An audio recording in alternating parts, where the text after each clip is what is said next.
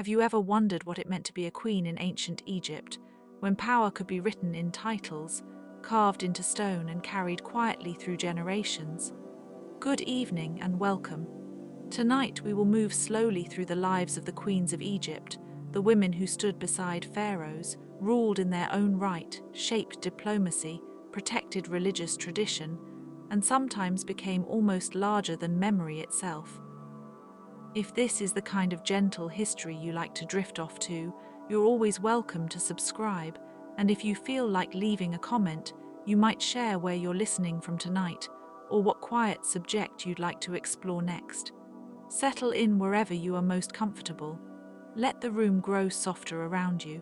Let the bright edges of the day fade a little. Tonight's journey will stay unhurried, calm, and close to the ancient Nile, where royal names were once spoken with reverence, and where queens could be remembered as mothers, consorts, priests, patrons, diplomats, builders, goddesses, and rulers. So now, as the world grows quiet, we can begin with the earliest royal women, and with the long, layered story of queenship in Egypt. When people imagine the queens of ancient Egypt, they often picture crowns, gold jewelry, and the bright walls of tombs painted with scenes of eternity. Yet the very first thing to understand is that a queen in Egypt was not always simply the wife of a king. The title could mean many different things depending on the period, the court, and the political needs of the moment. Some royal women acted as companions, some as ceremonial figures, some as mothers of heirs, and some as powerful rulers in their own right. Egyptian language and custom gave these women a place that was often more visible than in many other ancient societies, and at certain moments, it allowed extraordinary authority to flow through a female body. That authority might appear in inscriptions, in temple reliefs, in diplomatic records, or in the careful arrangement of a burial. And yet the surviving record is uneven, because queens were sometimes celebrated, sometimes hidden behind the names of fathers and sons, and sometimes known only by fragments of stone or faded ink. So even at the beginning of Egypt's royal history, the queens are both present and elusive, their roles shaped by ritual, family, and the slow, deep rhythms of statecraft. Among the earliest royal women we can name, one of the most important is Queen Mernith from the First Dynasty. Her story is quiet in some ways because the evidence is incomplete, but it is also striking. Mernith is believed by many scholars to have served as regent, perhaps even as a ruler herself during the transition between kings. Her name appears in a royal cemetery at Abydos, where elite burials were arranged with great care, as if the dead still required order and dignity in the afterlife. She lived more than 5,000 years ago, when the structures of monarchy were still being defined, and that makes her especially fascinating. A queen in this period could be the guardian of continuity, holding the kingdom steady while a child heir grew older or while a succession was being settled. The objects associated with her burial suggest high status and official power, yet the exact shape of her authority remains debated. This uncertainty is part of the beauty of studying early Egypt. The silence in the record does not erase her. Instead, it invites us to imagine the ceremonial calm of the court, the scent of oils and incense, the careful steps of officials, and a woman whose position may have been more commanding than later generations fully understood.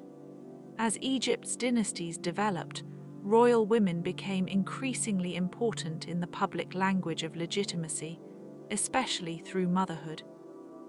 A queen who bore the next king was not merely part of the royal household, she was the bridge between reigns, the living source of continuity. In many periods, the king's mother carried exceptional prestige, and her title could place her near the center of state ideology. Egyptian kingship relied on inheritance, but it also relied on divine framing, and the mother of a king could be presented as a vessel through which royal order entered the world. This is one reason queens often appear in temple scenes standing close to a son or a husband, their bodies placed with intentional care. They were not decorative additions, they were part of the political grammar of monarchy. Some mothers became powerful advisors, especially if the king was young or politically vulnerable. Others were honored after death with special burial complexes or cultic remembrance. In these moments, queenship was not static at all. It moved gently between private family life and the immense public machinery of the state, linking nursery, palace, and temple in a single royal continuum. The title, most often translated as Great Royal Wife, was one of the most prestigious designations a woman could receive in ancient Egypt, and it tells us a great deal about how court life was organized. This title did not simply mean main wife in a modern sense. It marked the queen as the principal consort of the king, the woman whose position had formal political and religious significance. The great royal wife might appear in processions, in temple offerings, in diplomatic correspondence, and in monumental art. She could own property, oversee household staff, and command resources. Her status helped define the order of the palace, where rank mattered deeply and ritual behavior was inseparable from governance. Yet even this exalted title did not guarantee the same level of influence in every reign. Some great royal wives are richly attested, while others survive only in passing references or beautifully carved but fragmentary reliefs. The role could be ceremonial, intimate, or highly political, depending on circumstances.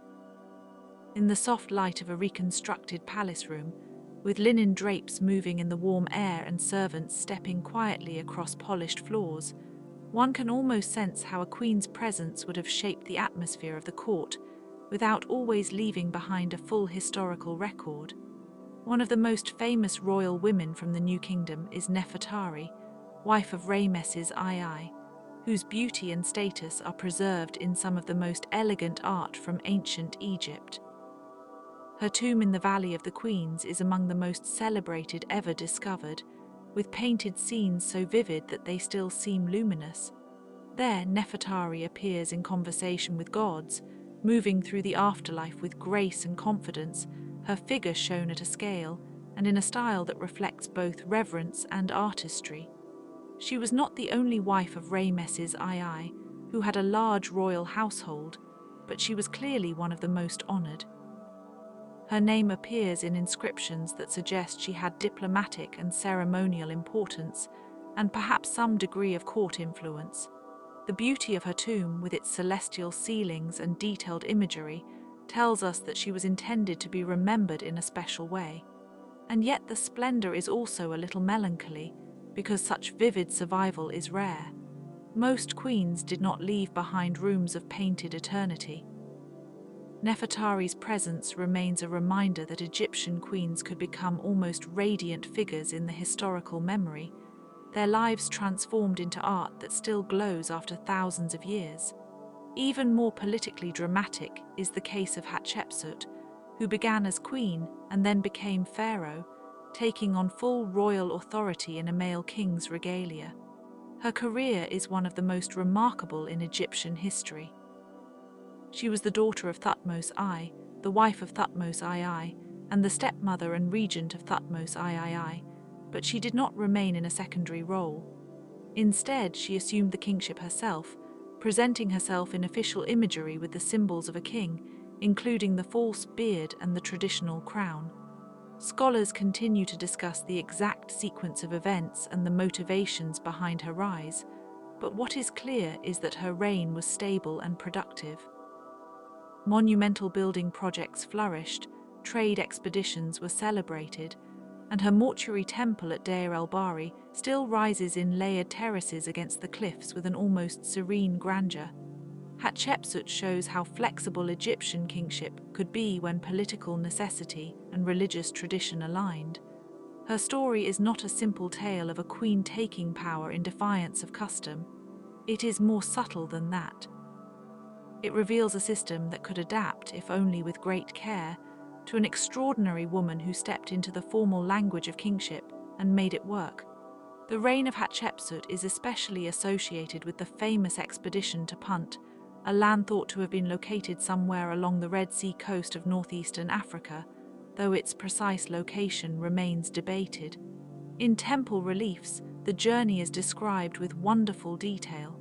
Ships sail with goods, envoys, and expectations.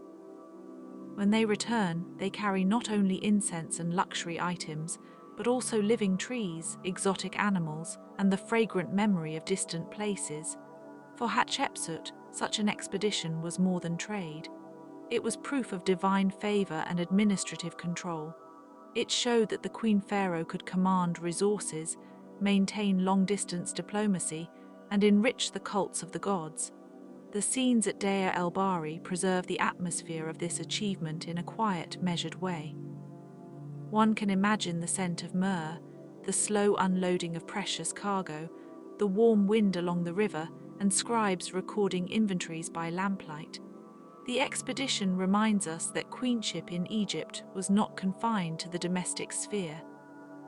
It could extend outward to the edges of the known world, where prestige and practicality met in the hush of imperial exchange. Another queen whose name continues to inspire both admiration and debate is Te, great royal wife of Amenhotep III and mother of Akhenaten. Te is unusual because she is so visible. Her name appears in inscriptions, letters, statues, and official contexts, and she seems to have enjoyed a level of prominence rarely granted to royal women in earlier periods. She was not simply a consort placed in the background of a glittering court. She was a political presence in her own right, perhaps involved in diplomacy and in the management of a highly sophisticated royal household. In surviving portraits, she is often shown with distinctive features and powerful composure, suggesting not idealized anonymity, but a recognizable individual identity. That visibility is significant. It means that Te occupied a space where queenhood and state authority overlapped more strongly than usual. Her son Akhenaten would later transform Egyptian religion in dramatic ways, and although Te did not create that revolution, she stood close to its origins. Her life represents a court that was elegant, international, and deeply formal, where women of rank could influence the movement of ideas, people, and power across generations. The era of Akhenaten also brings us to Nefertiti, perhaps the most famous queen of all, though the full truth of her role is still uncertain. Her famous painted bust has made her face one of the most recognized in the ancient world, but the image alone can be misleading. Nefertiti appears in the surviving art of Amarna as a queen of remarkable presence, standing beside the king in scenes of worship and domestic intimacy. The religious atmosphere of the period was unusual, centered on the Aten, the sun disk, and the royal family was portrayed in a highly distinctive artistic style. Nefertiti's position seems elevated and active. Some scholars have wondered whether she later ruled under another name, though this remains unproven and debated. What is certain is that she was central to the visual and ideological world of the Amarna court. The scenes surrounding her show hands raised in adoration, sunlight falling through open courtyards, and family life made sacred through art. Nefertiti's mystery is part of her lasting power. She belongs to history, but also to uncertainty, which makes her feel especially distant and yet strangely close, as though a face seen in a museum glass was still trying to speak across the centuries. Not all queens are remembered for beauty or mystery. Some are remembered for the practical problem of succession. In ancient Egypt, the birth of an heir could determine the fate of a dynasty, and queens who produced sons often gained security and standing. But succession was rarely simple. Kings had multiple wives, sons from different mothers, and rival claims could emerge from the palace itself. A queen's son might rise quickly if circumstances aligned, or he might struggle against court factions and competing lineage. This made queenship a deeply political condition, whether or not a woman personally sought power. The mother of a future king could become a stabilizing force, a symbol of rightful birth, and sometimes a protective presence during fragile transitions. Yet the same system could also generate tension, especially if a favored heir was not the eldest or if another branch of the family held more influence. In inscriptions and tomb scenes, this can be felt indirectly. Queens are often shown with children, with regalia, with offering tables, with symbols of fecundity and continuity.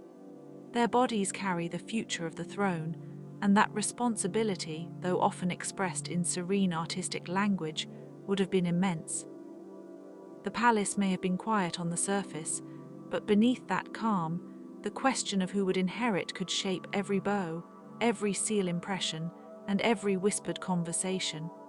Finally, one of the most moving aspects of studying Egypt's queens is that their afterlives were carefully prepared. Tombs, funerary texts, amulets, and temple dedications all speak to a culture that believed royal women deserved continuity beyond death. A queen's burial was not merely a resting place, it was an extension of her identity into eternity. The walls of tombs could show her receiving food offerings, greeting deities, and joining the blessed dead in a transformed realm.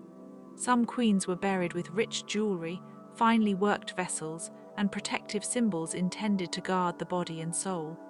Others, sadly, were lost to tomb robbery or the ravages of time. Still, the ambition behind these burials is unmistakable. Egypt imagined queens not as figures who disappeared, but as beings who continued in a sacred landscape beyond the horizon. In the quiet chambers of the desert, painted stars overhead and incense traces lingering in memory, one can sense how deeply the Egyptians linked royal womanhood with endurance. Their queens were part of the state, part of the family, part of the gods' order, and part of eternity itself. Royal marriage in Egypt was often a political institution as much as a personal one. In many periods, kings had more than one wife, and the royal household could be a carefully layered world of status, rank, and obligation. Within that world, the title of Great Royal Wife usually marked the principal queen, the woman with the strongest public position and the clearest role in ritual and succession. The title appears across many eras of Egyptian history, though its meaning was never completely fixed. In some reigns, it pointed to a queen who took part in ceremonies, appeared beside the king in official reliefs, and represented the stability of the throne. In other reigns, it may have emphasized motherhood, especially when a queen was the mother of a likely heir. However it was used, the title placed a woman very close to the center of monarchy, where family and state met in a single sacred household. Because Egyptian kingship was itself considered divine, or at least divinely sanctioned, the queen could become part of its sacred theater. She might appear in temple scenes offering gifts to gods, standing in a protective pose, or receiving symbols of rule and life from a deity.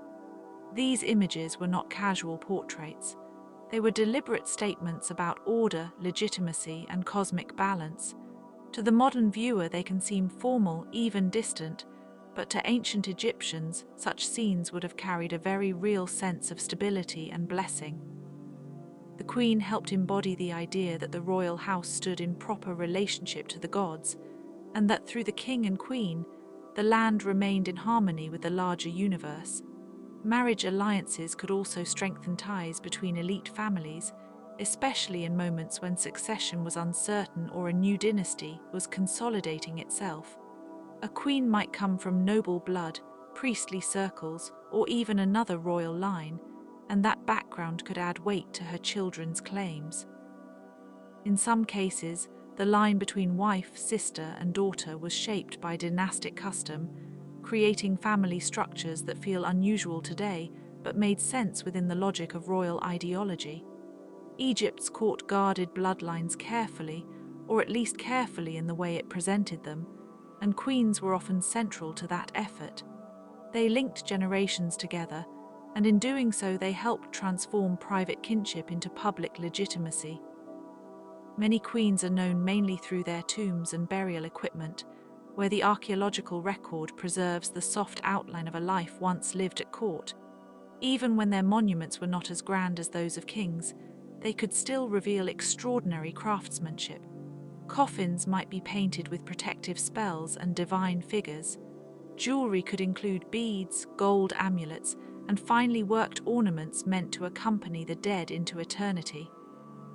Cosmetic vessels, combs, inscribed boxes, and fragments of linen all speak in a quiet but unmistakable voice. They tell us that queens were buried with honor, and that their afterlives were imagined with the same care that their earthly positions had received. In the dim chamber of a tomb, these objects can feel very intimate, as if the queen's personal world had been gently arranged for sleep. Some royal women also held priestly or ceremonial roles beyond the title of wife. They may have been involved in cults of goddesses connected with fertility, music, protection, or royal birth. In later periods, especially, royal women could become deeply associated with temple life, and one of the most important examples is the title God's wife of Ammon, which carried its own complex religious and political power. Even earlier, the queen's identity could stretch across domestic, political, and sacred spheres at once. That flexibility made queenship especially powerful because it was never confined to a single duty. A queen could be mother, ritual participant, symbol of legitimacy, and patron of cults, all without losing her position as a woman in the royal household. Her role was not narrow. It was expansive, and that expansiveness helped Egyptian monarchy feel complete. It is also worth remembering that the ancient Egyptian court was intensely visual. Rank was communicated through appearance with a precision that would have been immediately understood by contemporary viewers. Hairstyles, wigs, crowns, vulture headdresses, broad collars, and slender ceremonial dresses all helped define where a woman stood in relation to the king, the gods, and the wider elite. A queen's appearance was never merely decorative. It was a language of prestige and symbolism. A sculpted wig could suggest order and refinement. A tall crown could mark sacred association. A sheer linen dress, carefully shaped by the artist, could signal both elegance and ritual purity. In reliefs and statues, these details were not accessories, they were part of the message.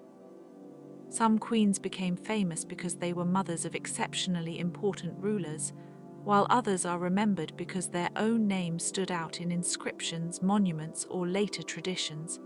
And others remained shadowed, known only because archaeology preserved a trace of their existence. In a few cases, a name survives on a small object or in a damaged tomb label, and that tiny remnant is all that remains of an entire life. Yet together these women form a broad pattern. They show that queens were fundamental to how royal power was imagined, displayed, and remembered. Even when history has not kept their full stories, the structure of monarchy itself still points back toward them. The great river kingdom relied on continuity, and queens were often the human form of that continuity.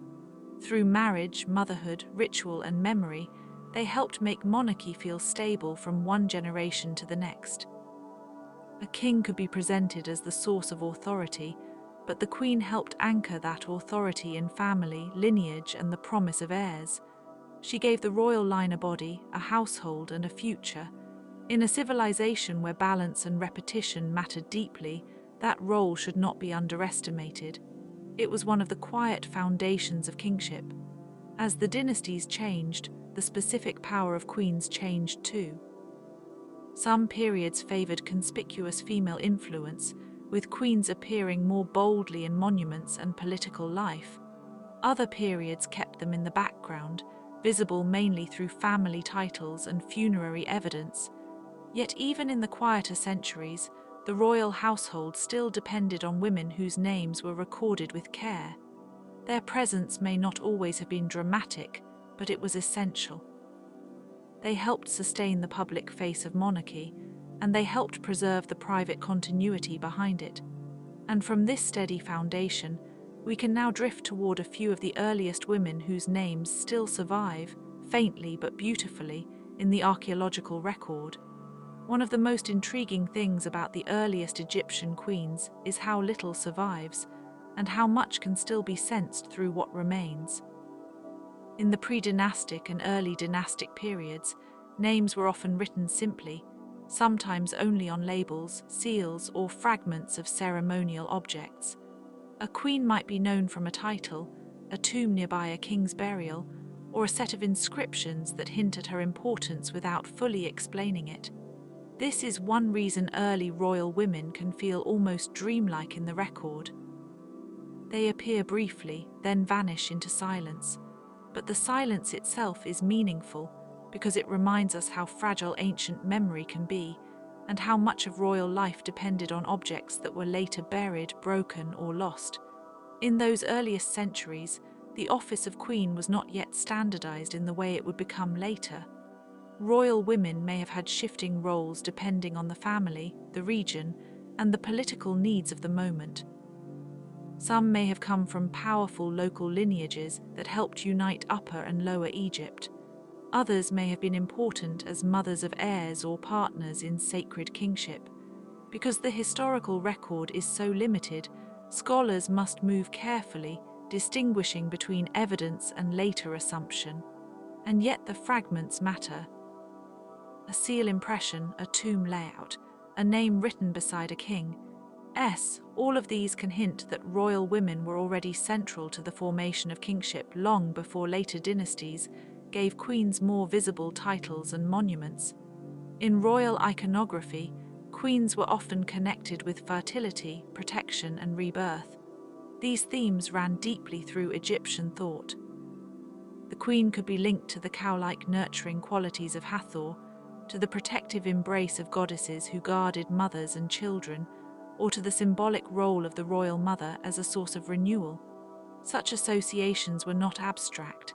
They were woven into temple art, funerary belief, and court ceremony. A queen's body could be understood as both human and emblematic, carrying the future of the dynasty while also participating in the sacred patterns that made life continue.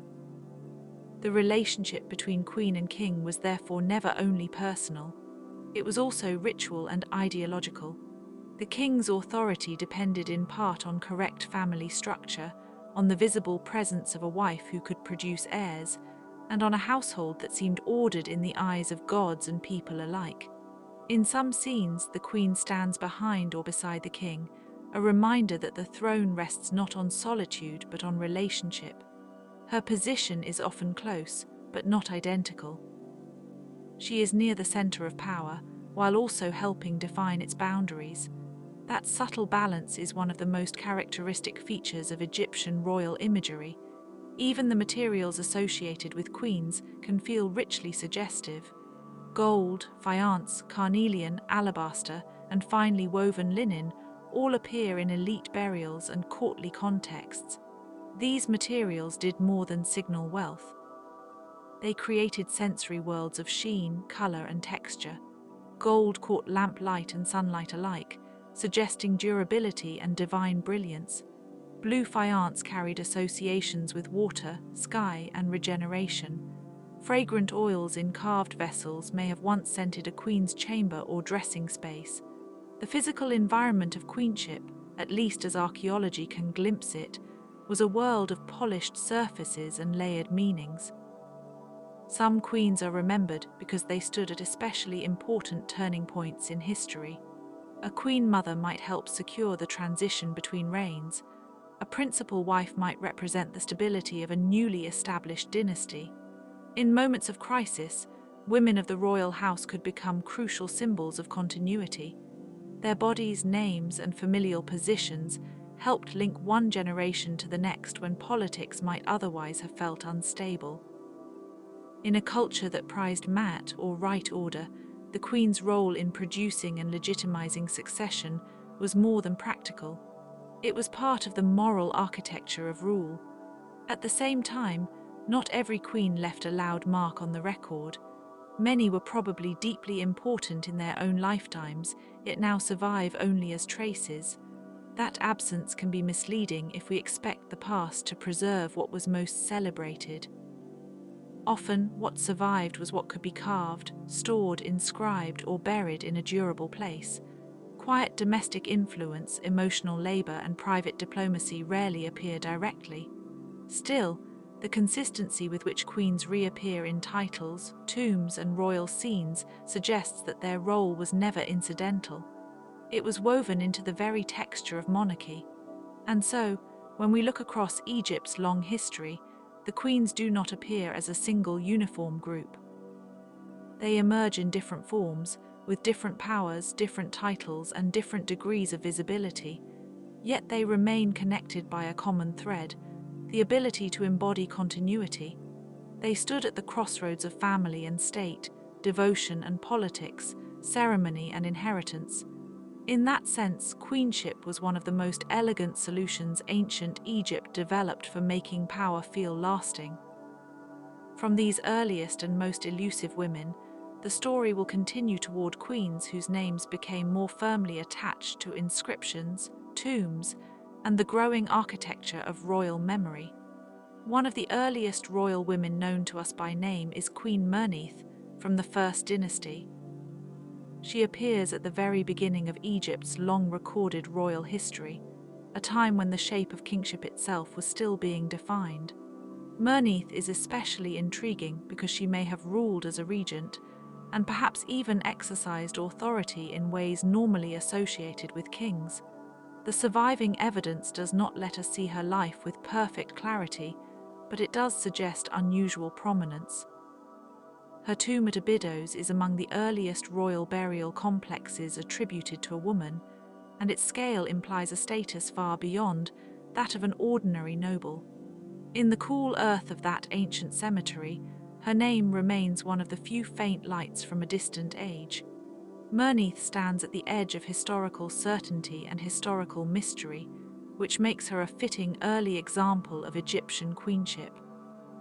With figures like Mernith, modern scholars often work patiently and carefully, comparing inscriptions, seal impressions, burial architecture, and fragments of administrative evidence. No single clue is enough on its own.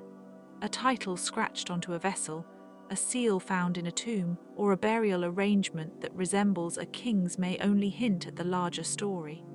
That uncertainty is part of the story itself.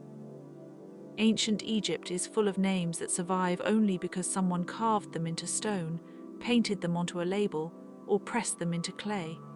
A queen's power might have been immense in life, yet in death her memory depended on fragile remains buried in sand, protected by accident as much as by intention. The silence around these women is not emptiness exactly. It is a gap filled with traces. In early dynastic Egypt, the royal women connected to the king's house often acted as stabilizing figures in a new and still forming state. The institution of monarchy was not fully fixed in the earliest dynasties. It was developing, adapting, and being made visible through ritual, burial, and symbolism. Queens were part of that process from the beginning. Their presence in burials and in official record helped formalize the dynasty and gave shape to the family line that supported the throne. When a queen was buried with honors, it signaled that the royal family had become an institution, not merely a household. The transition matters because it shows how political legitimacy in Egypt was built not only through conquest or inheritance, but through careful display, continuity, and sacred association. Another notable early royal woman is Queen Neithotep, who may have been connected to the founding generation of the First Dynasty. Her name itself is revealing. It includes the goddess Neith, a powerful and ancient deity associated with war, weaving, and protection. Royal names were often chosen with theological care, and this was true for women as well as men. A name could link a queen to a deity, and through that link connect her to legitimacy, divine favor, and the authority of the throne. In Egypt, names were never just labels. They were a kind of protection, a declaration, and a prayer. They could preserve memory, shape identity, and carry a person into eternity. For an early queen, a name like Neithotep would have been more than formal designation. It would have been a statement of sacred belonging. The early queens also remind us that the distinction between queen and ruler was sometimes more fluid than later sources suggest. In unstable moments, a royal woman could act as the guardian of succession, especially if a king died and a young heir needed protection. The practical demands of dynastic continuity could place extraordinary responsibility in her hands. In those cases, the queen's role was not ceremonial at all. It was immediate, administrative, and politically decisive. She may have overseen court affairs, maintained alliances, safeguarded the heir, and preserved the image of continuity while the state passed through a vulnerable moment. In a kingdom where legitimacy depended on ordered transmission, the queen could become the bridge between one reign and the next. Her authority may not always have been announced in the same way as a king's, but it could still hold the structure together. Even the burial geography of early queens matters, because the landscape of death in Egypt was never random. Abydos, Saqqara, and nearby royal necropolises formed a sacred terrain where kings and queens were separated from ordinary people, yet still linked to the same religious world. These places were carefully chosen and ritually charged. Tombs were not just containers for bodies. They were stages for memory, destinations for offerings, and markers of rank. The earth itself became part of royal ideology. To be buried among the first kings was to remain within the royal story. The layout of these necropolises, the alignment of tombs, and the arrangement of associated structures all reflected the deep concern with order, hierarchy, and afterlife continuity. These places were not silent. They were designed to sustain memory, even when the voices of the buried had long faded. It is easy to overlook the importance of these earliest women because the surviving evidence is so small, yet the smallness is deceptive. A seal, a tomb, a fragment of inscription, or a name on an ivory label can preserve an entire chapter of royal history. Such objects are modest in size, but they carry enormous weight. They tell us where authority rested, how identity was expressed, and which women were important enough to be remembered at all. Sometimes the surviving evidence is only enough to suggest a possibility, and that possibility must be handled gently. Even so, these slight remains keep the queens from vanishing completely. They allow us to sense the presence of women whose actual lives were once woven into the highest level of the state. As we move further into the Old Kingdom, queenship becomes more visible in art and architecture, and the monuments begin to speak with greater confidence. Tomb reliefs, statuary, and royal complexes provide a richer setting for understanding the place of royal women. The queens, too, begin to emerge more clearly from the stone. They are no longer only inferred from scattered finds. They stand within a broader visual language of family, divinity, and power. The old uncertainty does not disappear, but it becomes balanced by stronger evidence. We can see that queens participated in a court culture that was increasingly formal, increasingly monumental, and increasingly concerned with how power should be remembered. This shift in visibility matters because it shows how Egyptian queenship developed along with the state itself.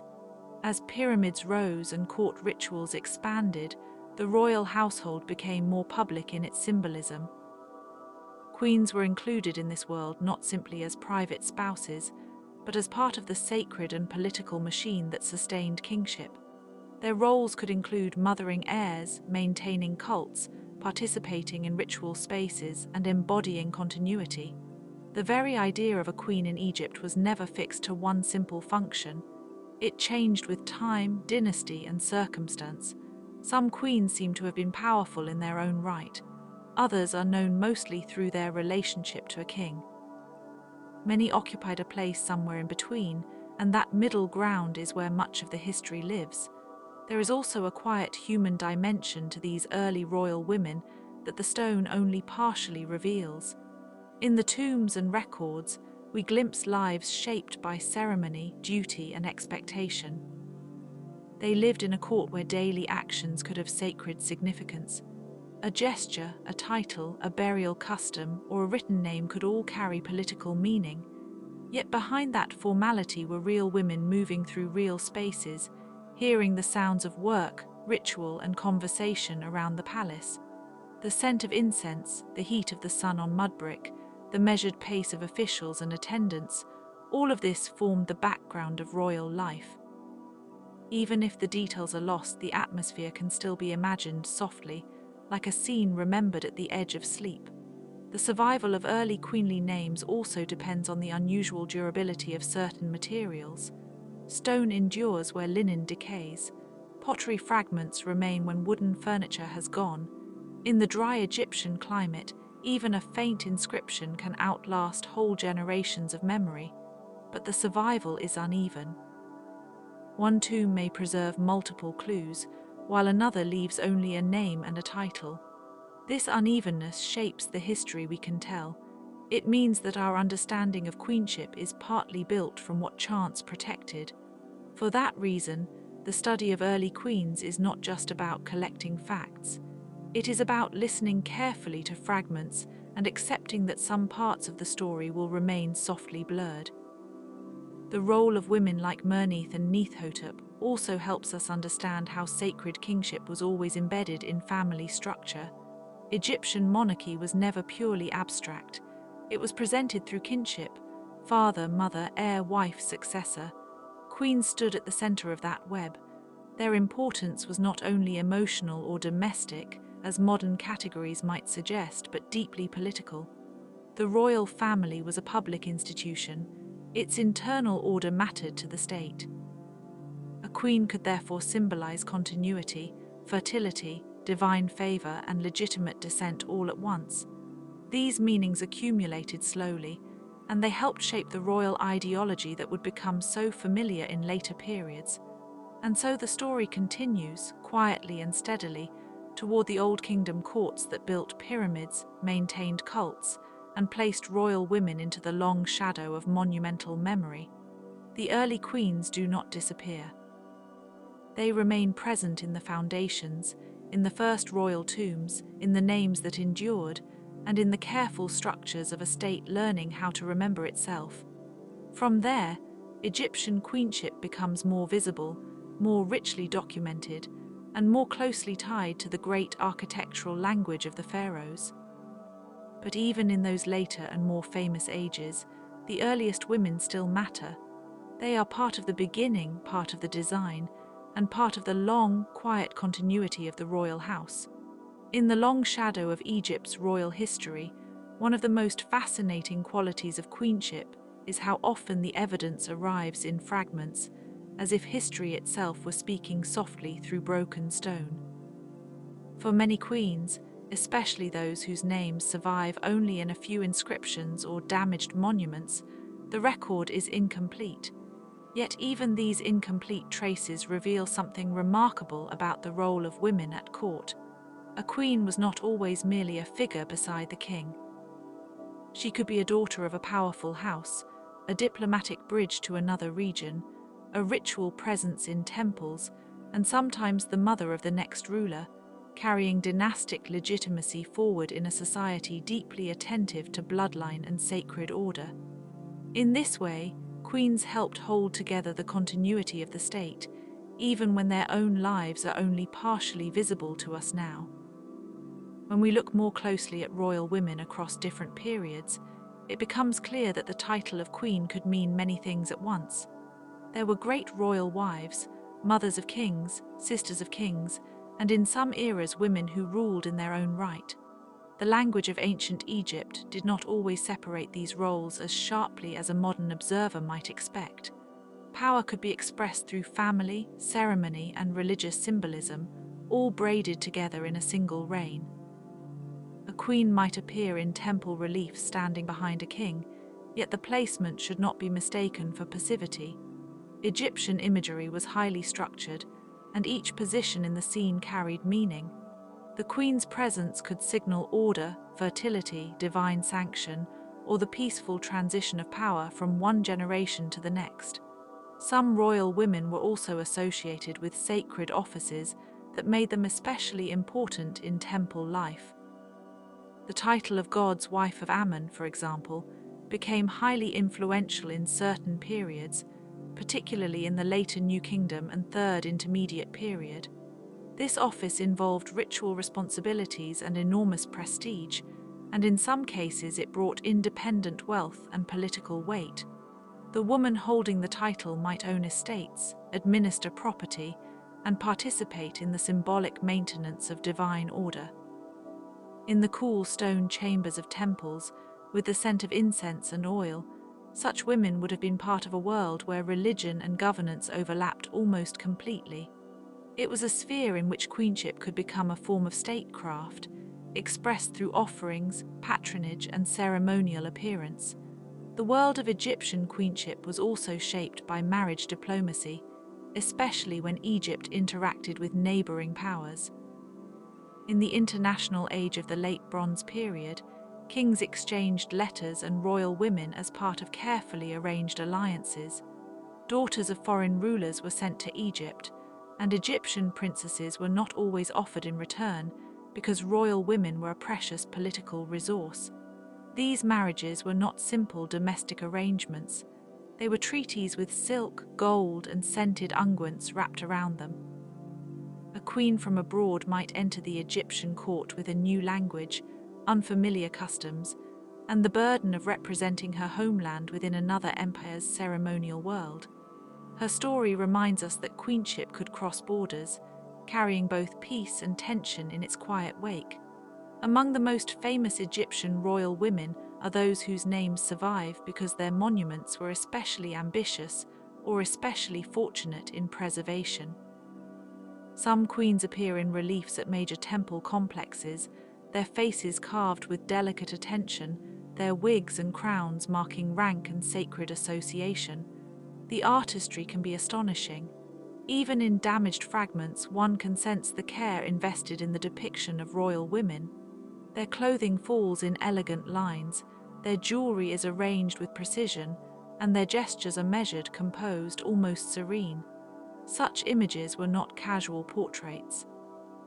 They were idealized statements about legitimacy and harmony. Through them, the queen became part of a visual language that reassured the kingdom that cosmic balance still held. And yet, for all the polished surfaces of official art, the reality of royal life must have been intensely human. Queens lived within the rhythms of palace routine, childbirth, mourning, ritual obligations, and the constant pressure of succession. A queen who bore a son might find her position strengthened, but not guaranteed. Court politics could be subtle and dangerous, shaped by competing factions, priestly influence, and the uncertain health of kings. Some queens lost children young, as so many mothers did in the ancient world.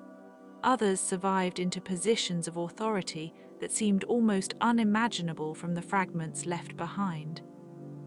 The emotional atmosphere of the palace was likely a mixture of splendor and fragility, with linen garments, fan-shaped palm fronds, gold vessels, and beneath it all, the quiet anxiety of dynastic continuity. There is also a special kind of power visible in the queens who served as mothers of kings. Egyptian ideology placed great importance on legitimacy, and the mother of a reigning king could be deeply honored. In some periods, the king's mother seems to have occupied a status approaching that of a political matriarch, especially when the new ruler came to the throne young. Her title, her lineage, and her public representations all contributed to the story of the dynasty. This was not merely sentimental reverence. In a world where the crown needed to appear divinely ordained, the king's birth mattered profoundly. The Queen Mother embodied the bridge between the private act of family and the public reality of empire, making her one of the quiet foundations of royal continuity. At times, the line between queen and king could become especially blurred. Egypt famously produced female rulers who took on full royal titulary, presented themselves in the male tradition of kingship, and ordered monumental works in their own names. The existence of such rulers reveals the flexibility and also the complexity of Egyptian political culture. A woman could claim authority if the circumstances of dynastic survival required it, but she often did so through the symbolism of established kingship. This meant wearing the regalia, commissioning temple inscriptions, and speaking in the language of pharaonic rule. Even when the system adapted to a female sovereign, it did so in a way that stressed continuity rather than rupture. The result was a fascinating blend of innovation and tradition, a ruler both familiar and quietly astonishing. The archaeological record of queens can also teach us how much of history depends on preservation by chance. A decorated lid in a tomb chamber, a broken statue head in a temple foundation, a name carved into a block later reused in another monument, these are often the clues that remain.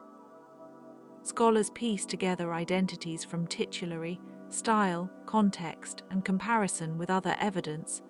Sometimes a queen is known from a single cartouche or a partially erased inscription. Sometimes her identity is inferred because she appears beside a king in a scene of offering or procession. This work of reconstruction is patient and tentative. It asks us to imagine not only what has been found, but what must once have existed and has since been lost to time, sand, and rebuilding. Some queens became influential not only through ritual or family, but through architecture and patronage. Their names may be found on chapels, stelae, and temple additions, suggesting that royal women participated in the shaping of sacred landscapes. In Egypt, building was never just construction. It was a way of writing power into the earth.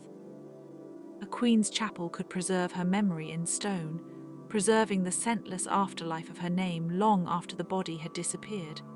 The colours would once have been vivid, the reds and blues bright under the desert sun, the carved figures alive with paint and shadow. To imagine these spaces is to imagine a world where memory was deliberately engineered, where royal women ensured that their presence would continue through carefully placed offerings and inscriptions. The stories of queens are also deeply intertwined with the city of Thebes, with Memphis, with Amarna, and with other centers of royal life that rose and shifted over time. Each place carried its own atmosphere. Thebes, with its great temples and river breezes, was a site of divine kingship and powerful priesthoods. Amarna, by contrast, with its open horizons and sun-disk devotion, represented a brief and startling transformation in royal ideology. Queens in such settings were not static figures. They moved through changing political and religious landscapes, adapting to new aesthetic forms and new expectations. Their jewelry, their posture, even their divine associations might shift depending on the reign. Through them, we can see that Egyptian queenship was never frozen. It was alive, responsive, and historically layered. And there is something moving in the way certain queens, despite the grandeur of their lives, remain gently elusive. Their names may be spoken only in specialist circles, their faces reconstructed from shards and parallels, their biographies built from patient inference. Yet this very elusiveness gives them a kind of elegance. They are not flattened into easy certainty. Instead, they hover at the edge of remembrance, lit by the same soft lamp that illuminates so much of ancient history. Partial, careful, reverent. In the end, the queens of Egypt remind us that power can wear a delicate face. It can be expressed through a bracelet, a title, a hymn, a temple wall, or a mother's place in the dynastic line. And even when the record is thin, the presence they left behind remains unmistakably royal. Among the queens of Egypt, one of the most intriguing was Hatshepsut, because she was not only a queen consort but a king who ruled in full pharaonic style. In images, she is often shown wearing the ceremonial false beard, the kilt, and the tall crown of kingship, and this can feel surprising at first. Yet in the world of ancient Egypt, the visual language of power mattered deeply. Hatshepsut seems to have understood that if she was to govern as pharaoh, she needed to be seen as pharaoh. Over time, some of her reliefs show her in a more masculine form, while others preserve traces of her earlier identity as queen. Scholars still debate exactly how her public image evolved, and how much of it was shaped by politics, tradition, and the expectations of the priesthood.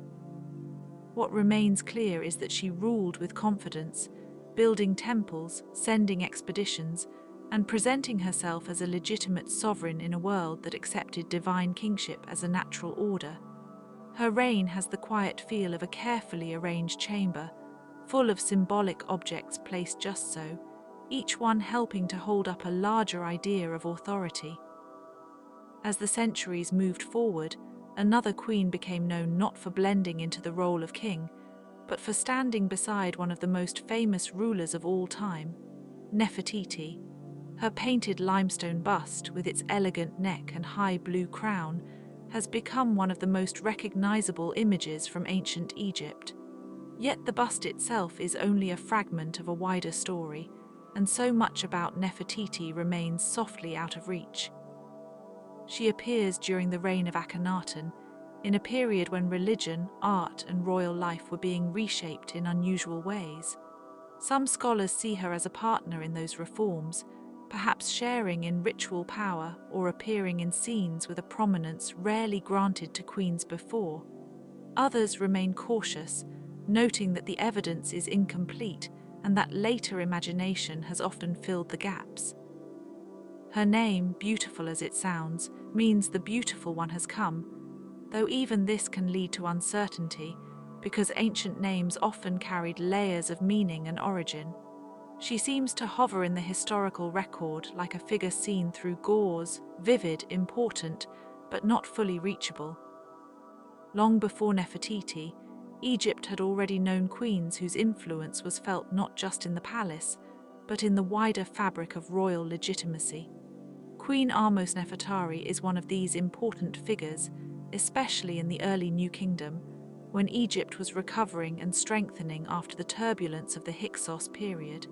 She was the wife of Ahmose I and the mother of Amenhotep I, and in later generations she was venerated almost like a divine patron.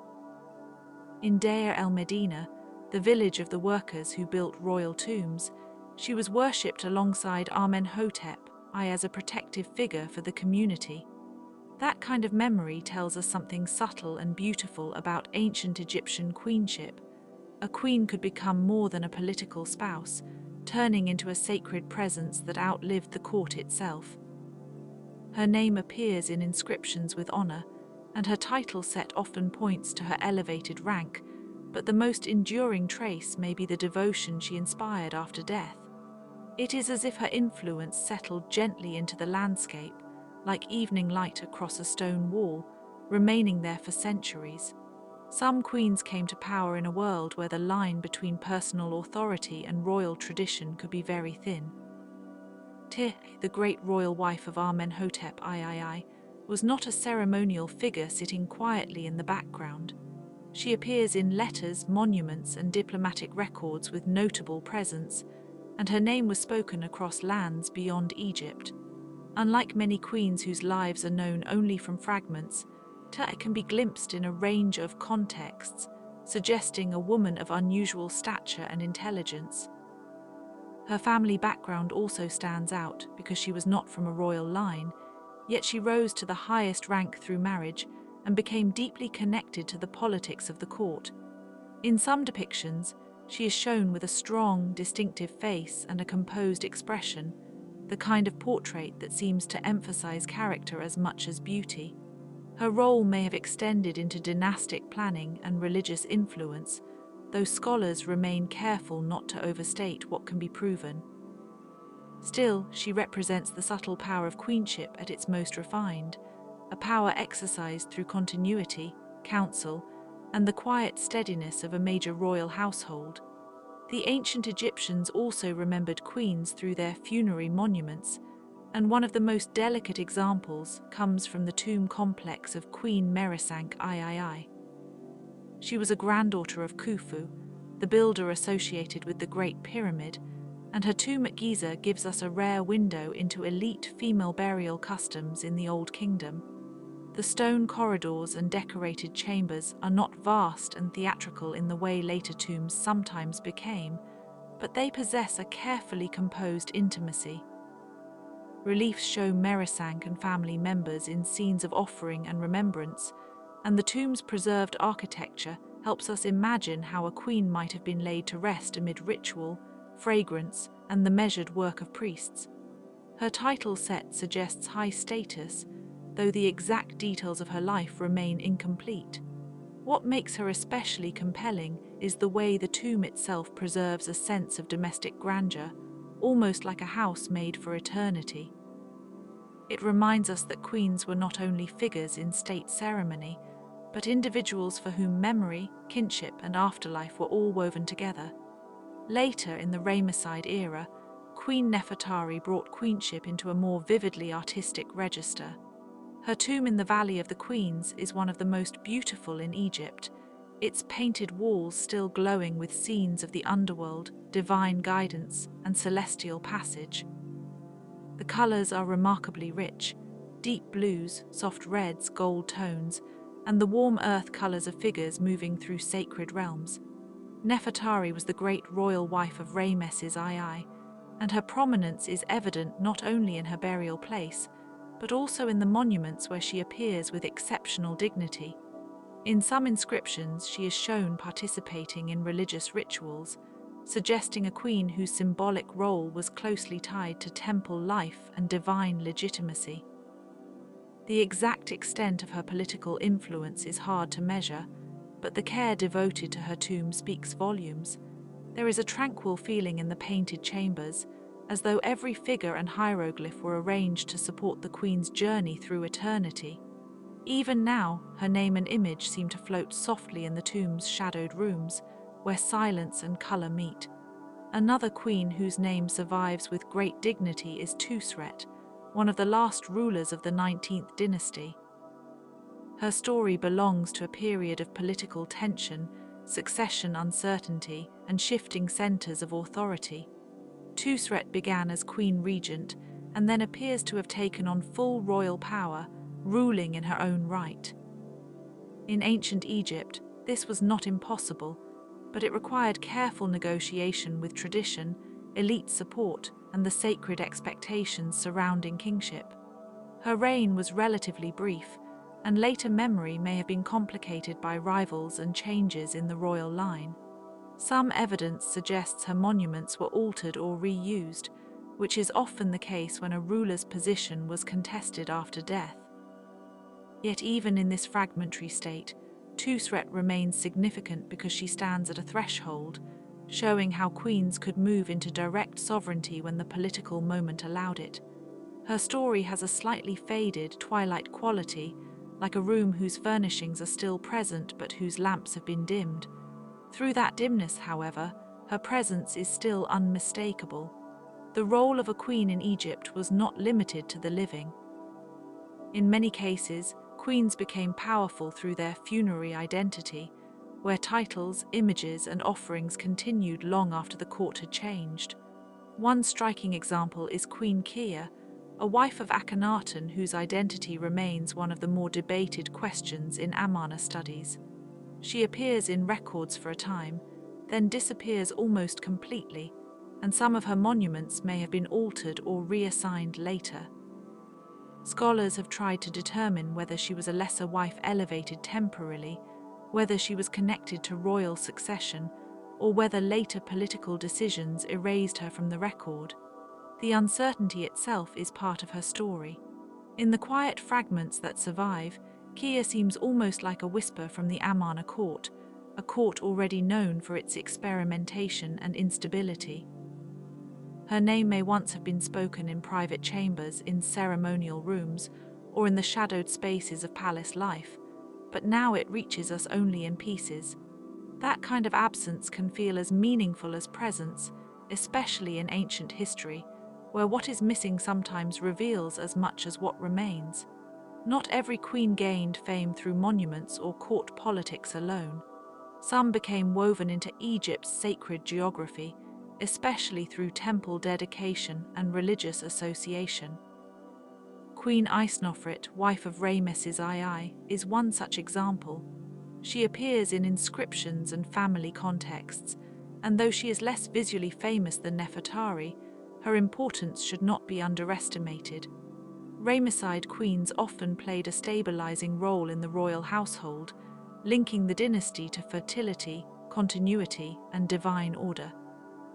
Isnofret's name itself carries a sacred resonance, and women of her rank were frequently associated with cultic life in a way that reinforced the king's position. The exact contours of her influence are difficult to reconstruct, because royal inscriptions often favor idealized scenes over everyday reality.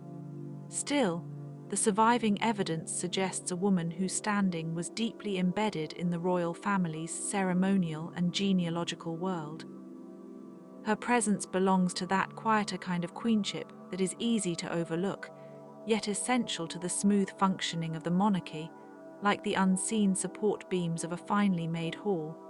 The ancient Egyptians also remembered queens through statuary, and the serene faces carved in stone often tell us as much through posture and surface finish as through inscriptions. A good example is Queen Thuya, the mother of Ti and wife of Uya, whose burial in the Valley of the Kings reflected an extraordinary honor for a non-royal woman closely linked to the court. Her burial goods and mummy were discovered in a remarkably preserved condition, and the richness of the assemblage points to a family of remarkable standing. Thuya's influence was probably indirect but very real, since being the mother of a great royal wife gave her a place in the innermost circle of dynastic life. Her case also shows how queenship and motherhood could intersect in ways that shaped succession, diplomacy, and ritual status. The tomb atmosphere surrounding her burial feels deeply human, full of linen, wood, gilded surfaces, and the careful intention of mourners who wanted the afterlife to be as comfortable and secure as possible. In that tenderness, one can almost sense the ancient Egyptian desire to preserve family bonds beyond death, turning grief into architecture and remembrance into object form. There is also the fascinating question of queens whose names survive, but whose lives are only partially visible because of later reuse of monuments, a common practice in ancient Egypt. Queen Ankhesenamun, the wife of Tutankhamun, is perhaps one of the most poignant examples. Her life unfolded during a turbulent moment after the Amarna period, when religious and political restoration were underway. She was likely born as Ankhesenpatun, and her marriage to Tutankhamun marked a return toward traditional kingship after the upheavals of Akhenaten's era. The later form of her name reflects that transition, and it is tempting to imagine the pressure of living through such a shift, with old beliefs fading and new ones being carefully rebuilt. Her story is haunted by uncertainty, including the famous but debated letters to the Hittite king, which may or may not connect to her desire for a foreign husband after Tutankhamun's death. Whether all the details can be confirmed or not, her life feels close to the edge of silence, like a lamp burning in a corridor after the main procession has passed. She remains one of the most emotionally resonant queens because her history is so incomplete, and yet so suggestive of personal struggle within royal necessity. Finally, one of the most enduring aspects of Egyptian queenship is the way these women were often linked to divine motherhood, protection, and cosmic balance. This is seen in queens such as Mutemwia, the mother of Amenhotep III, whose role is less famous than that of some later queens, but still profoundly important. As the mother of a king, she occupied a sacred place in the royal succession, helping to legitimize the next generation through both bloodline and ritual association. In Egyptian thought, kingship was not merely hereditary in a modern sense. It was also a divine office that required proper grounding in the world of gods and ancestors. A queen mother could therefore become an axis between dynasties, carrying memory forward in a way that felt both intimate and ceremonial. Mutemwia's exact influence is not fully recoverable, but the fact that she is remembered at all within the record of such a powerful dynasty suggests a role of considerable importance. Her story closes this stretch of queens not with spectacle, but with continuity, the kind of continuity that ancient Egypt prized above almost everything else, a slow and steady thread passing from one reign to the next. Among the queens of Egypt, few figures feel as wonderfully elusive as Cleopatra Selene II, the daughter of Cleopatra VII and Mark Antony.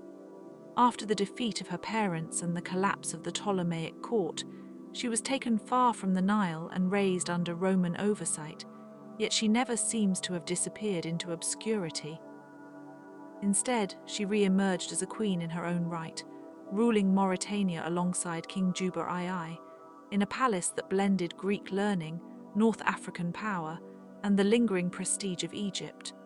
Her life suggests how royal identity could travel, changing shape but not entirely vanishing. Coins and inscriptions hint that she may have honored her Egyptian heritage even while governing a very different kingdom on the western edge of the Mediterranean. In her name alone there is a quiet continuity, a thread carried from Alexandria to another sunlit coast. And perhaps that is part of why she remains so fascinating to historians. She stands between worlds, a princess of the last Ptolemies, yet also a sovereign who helped build a new cultural center far from the river and delta of her birth. A more shadowed royal woman is Arsinoe IV, the younger sister of Cleopatra VII, whose life ended in the violence and uncertainty of dynastic struggle.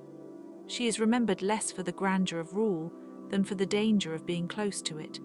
During the conflict between Cleopatra and Julius Caesar, Arsinoe became entangled in the politics of Alexandria and was briefly proclaimed queen by those who opposed her sister. Ancient sources describe her capture, exile, and eventual execution, though the details are not always perfectly consistent, which is often the case with lives recorded by hostile writers. In her brief appearance on the stage of history, she reminds us how precarious royal women's positions could be in the late Ptolemaic world. A princess might be celebrated one moment and declared a threat the next.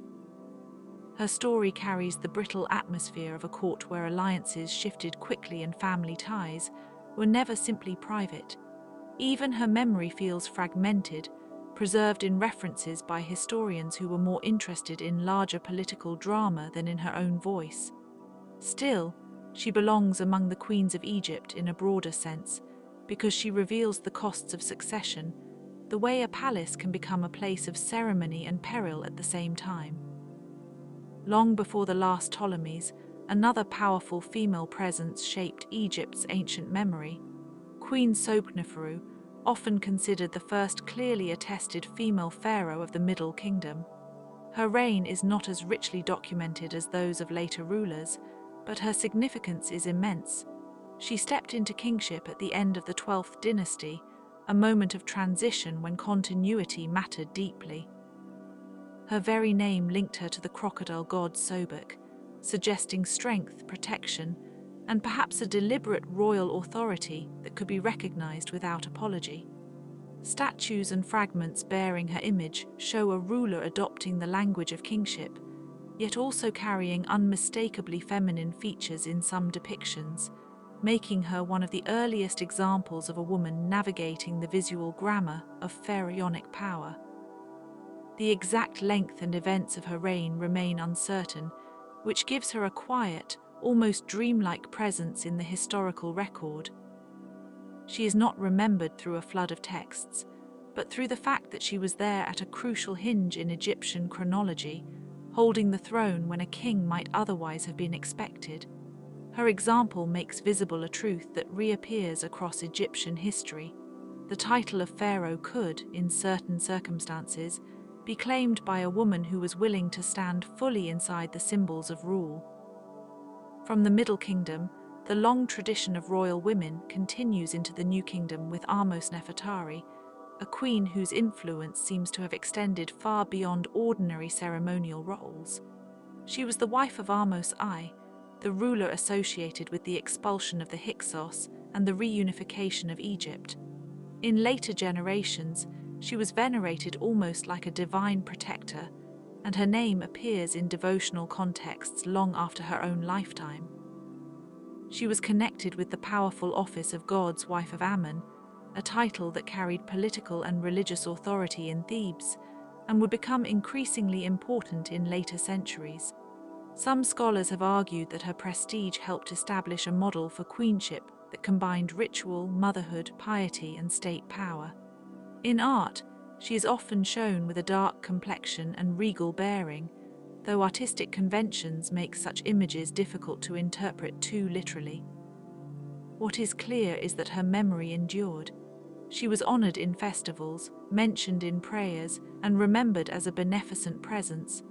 There is something especially tranquil in her afterlife in the record, as though her queenship outlasted the immediate noise of politics and settled into reverence. She belongs to that class of Egyptian rulers whose authority became part of sacred memory, not just dynastic history. A different kind of queenly figure appears in the person of Nefertiti, whose fame has become almost larger than the evidence for her life. She ruled beside Akhenaten during one of the most unusual episodes in Egyptian history, when the royal court elevated the sun disk Aten and shifted artistic conventions into a style of startling intimacy and delicacy. Nefertiti's bust, discovered in Amarna, has become one of the most recognizable images from the ancient world, though it should be remembered that beauty in stone can sometimes conceal how much we still do not know. She may have been extraordinarily influential in the religious revolution, perhaps even sharing in kingship toward the end of Akhenaten's reign, though this remains debated. Some Egyptologists see her as a partner in rule, others as a queen of exceptional prestige, and a few have proposed that she may briefly have reigned under another royal name. The uncertainty itself is part of her lasting mystique. What survives are traces, images of her in private devotion, scenes of her bearing the symbols of power, and the unforgettable serenity of her features. In the Amarna period, royal life seems to have been imagined with a new closeness, almost tender in its family scenes, and Nefertiti stands at the center of that visual world. She is one of the queens who show how an Egyptian queen could become both an intimate presence and a political force, both spouse and sovereign symbol, existing in the soft light of art and the hard realities of court ideology. The story of Tet, wife of Amenhotep III, belongs to another layer of power, quieter perhaps in outward display, but enormous in influence. She was not of royal blood, at least not in the simplest telling, which makes her rise especially notable. Her presence appears in diplomatic correspondence, monumental sculptures, and the grand language of imperial Egypt at its height. She seems to have enjoyed a prominence unusual even for a great royal wife, and her image was carved on colossi and commemorative objects with a scale that signaled more than affection. Some scholars think she held an unusually consultative role in government, participating in the complex web of international diplomacy that linked Egypt to the courts of Mitanni, Babylon, and beyond. Letters from the period suggest a world of gifts, marriages, and status competition among great powers, and Tut belonged to that world not as an ornament, but as a central node. Her son was Akhenaten, which places her at a pivotal point in Egyptian history, bridging the prosperous reign of Amenhotep III and the disruptions that followed. In her case, queenship feels spacious and formal, yet still deeply human. She was a woman whose name traveled far, whose opinions may have mattered, and whose memory was preserved not just in temples, but in the political architecture of empire. There is a calm grandeur in her legacy, the sense of a queen who helped stabilize a brilliant age even as the future quietly gathered around her. A much older royal woman, Mernith of the First Dynasty, reminds us how deep the roots of queenship go in Egypt. She is often described as a queen regent, and some researchers have wondered whether she may have ruled as pharaoh herself during the infancy of the state. The evidence is fragmentary, as so much is for this early era, but her tomb at Abydos and her presence in royal contexts suggest a woman of considerable authority. Early dynastic Egypt was still shaping the forms of kingship, and Mernith occupies that formative space where titles, succession, and ceremonial practice were not yet rigidly fixed. Her name appears in king lists and archaeological remains, although the interpretation of those remains can be delicate and cautious. A ruler from this distant dawn is always partly a silhouette, seen through the uneven light of burial chambers and seal impressions. Yet Mernith's importance is hard to overstate. She may represent one of the first moments when a woman stepped into direct governance at the highest level of the Egyptian state. Her tomb among those of kings suggests how seriously her status was treated by her contemporaries. In the stillness of those ancient cemeteries, she feels like an early articulation of a recurring possibility in Egyptian history, that the throne could, in times of necessity or transition, rest in female hands. Some queens were remembered not for governing openly, but for shaping the sacred institutions that supported the state. Hatshepsut's divine birth scenes and her embrace of kingship make her famous, yet the title and office of God's wife of Ammon also carried enormous weight in the later Egyptian world, especially in Thebes. Queens and royal women who held or associated themselves with this role participated in temple wealth, ritual prestige, and a network of influence that was both spiritual and political. The office linked womanhood to divine service in a way that could be quietly powerful, allowing a queen to appear in the temple order without needing to frame her authority solely in military or administrative terms.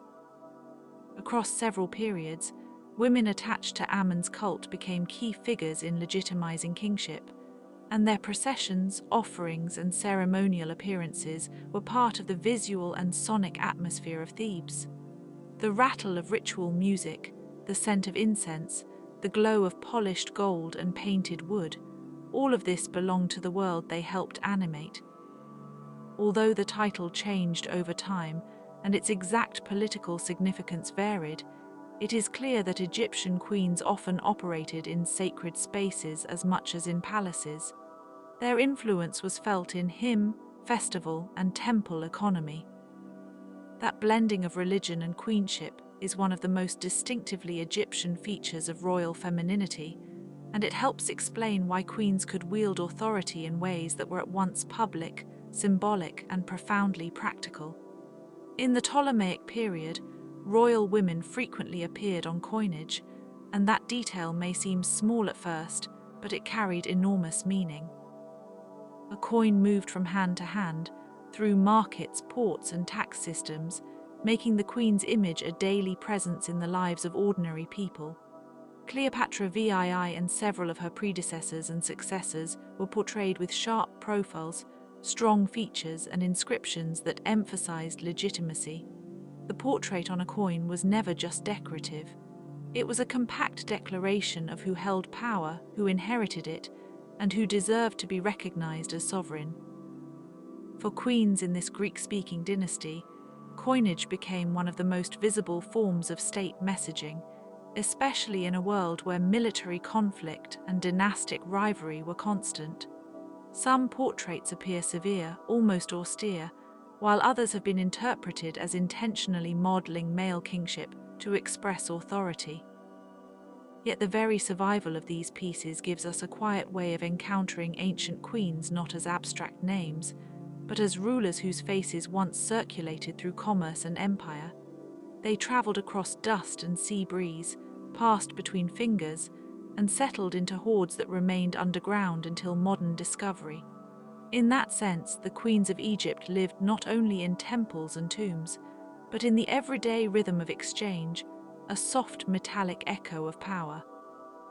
One of the most mysterious and poetically resonant queens is Hatshepsut, whose reign continues to invite careful interpretation. She began as regent for the young Thutmose III and then assumed full pharaonic titles, presenting herself in the iconography of kingship with remarkable confidence. Her mortuary temple at Deir el-Bahri still rises in terraces against the cliffs, elegant and calm, as though carved into the edge of the desert itself. There are scenes of foreign trade, especially the famous expedition to Punt, where incense trees, exotic goods, and unusual animals entered the Egyptian imagination through her reign. Whether this expedition was as singular as the surviving images suggest is debated, but the visual record makes it feel luminous and almost peaceful.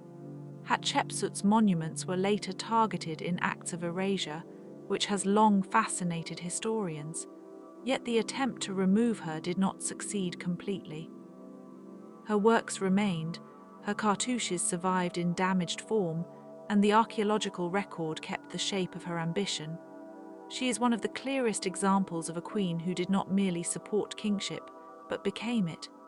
Her story is especially compelling because it combines architectural majesty with a certain careful self-fashioning, as though she understood the need to make authority visible, ceremonial, and enduring.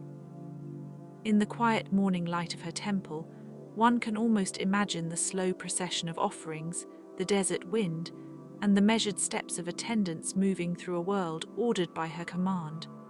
And finally, there is Cleopatra VII herself, the queen whose name has become nearly synonymous with Egypt, even though her story belongs to a much larger and more complex historical world. She was the last active ruler of the Ptolemaic dynasty, a line descended from one of Alexander the Great's generals, and she inherited a kingdom already under immense pressure from Rome. Her brilliance lay partly in her political agility. She was multilingual, diplomatically sophisticated, and deeply aware of how image, alliance, and legitimacy work together. Ancient sources, most of them written by men outside her court, often emphasize her relationships with Julius Caesar and Mark Antony, but that can obscure the fact that she governed a strategic and wealthy state during a dangerous age. She issued coinage, managed taxation, navigated civil war, and presented herself in a way that linked Egyptian, Greek, and Roman expectations of queenship. Her final defeat at Actium and the annexation of Egypt were not merely the end of a woman's rule, but the closing of a long chapter in independent pharaonic history. Even so, Cleopatra's afterlife in memory has been astonishingly durable. She has been imagined as lover, strategist, intellectual, and tragic sovereign. The truth is likely more layered and more human than any single legend allows. She belongs to the queens of Egypt not because she stands alone, but because she gathers so much of the tradition around her: sacred kingship, dynastic ceremony, foreign diplomacy, feminine authority, and the final flicker of an ancient royal civilization giving way to another age. Nefertiti remains one of the most recognizable queens of Egypt, largely because her image has survived with unusual force. Her famous bust, found at Amarna, has become an emblem of elegance, balance, and royal presence, yet the bust itself is only a partial window into her life. It gives us a face, carefully modeled and intensely memorable, but not the full person behind it. What we can say with confidence is that Nefertiti was a central figure in the court of Akhenaten during one of the most unusual religious periods in Egyptian history. Her name is tied to a world that deliberately stepped away from older traditions and tried to build something new, and that gives her an almost luminous place in the long memory of Egypt. At Amarna, the royal family broke with older artistic conventions, and the queen appears in intimate, expressive scenes with the king and their daughters.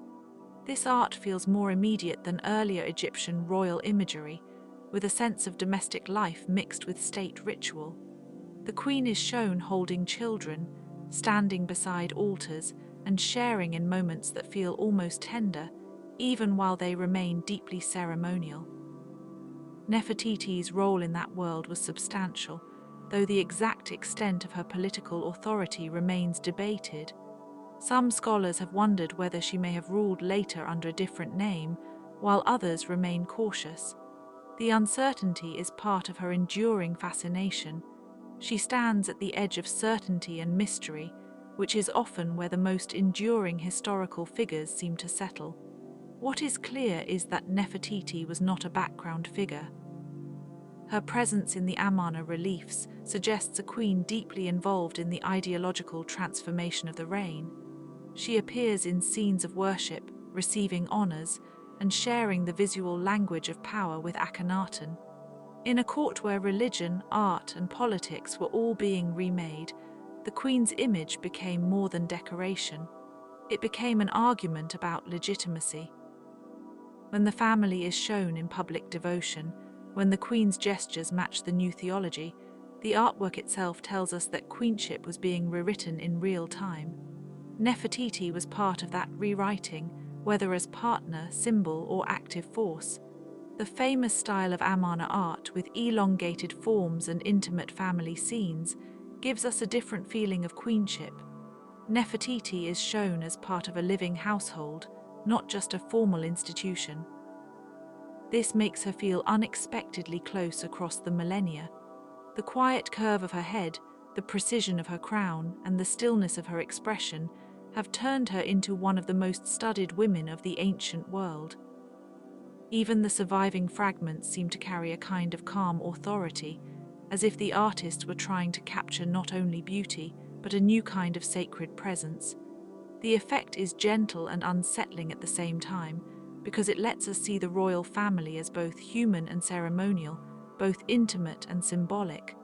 And yet, despite all the attention, much of her life remains unseen. We do not know all the details of her birth, her earliest years, or the full arc of her later life. That absence invites reflection. Sometimes the most famous queen is also the most elusive. In a civilization that recorded so much in stone, temple wall, and painted relief, the gaps can feel especially meaningful. They remind us that survival is uneven, and that fame in the modern world does not always mean clarity in the ancient one. Nefertiti's story is shaped as much by what is missing as by what remains. Nefertiti's legacy shows how a royal woman can become larger than the surviving evidence. She is remembered not only as a person, but as an image that survived the collapse of a world.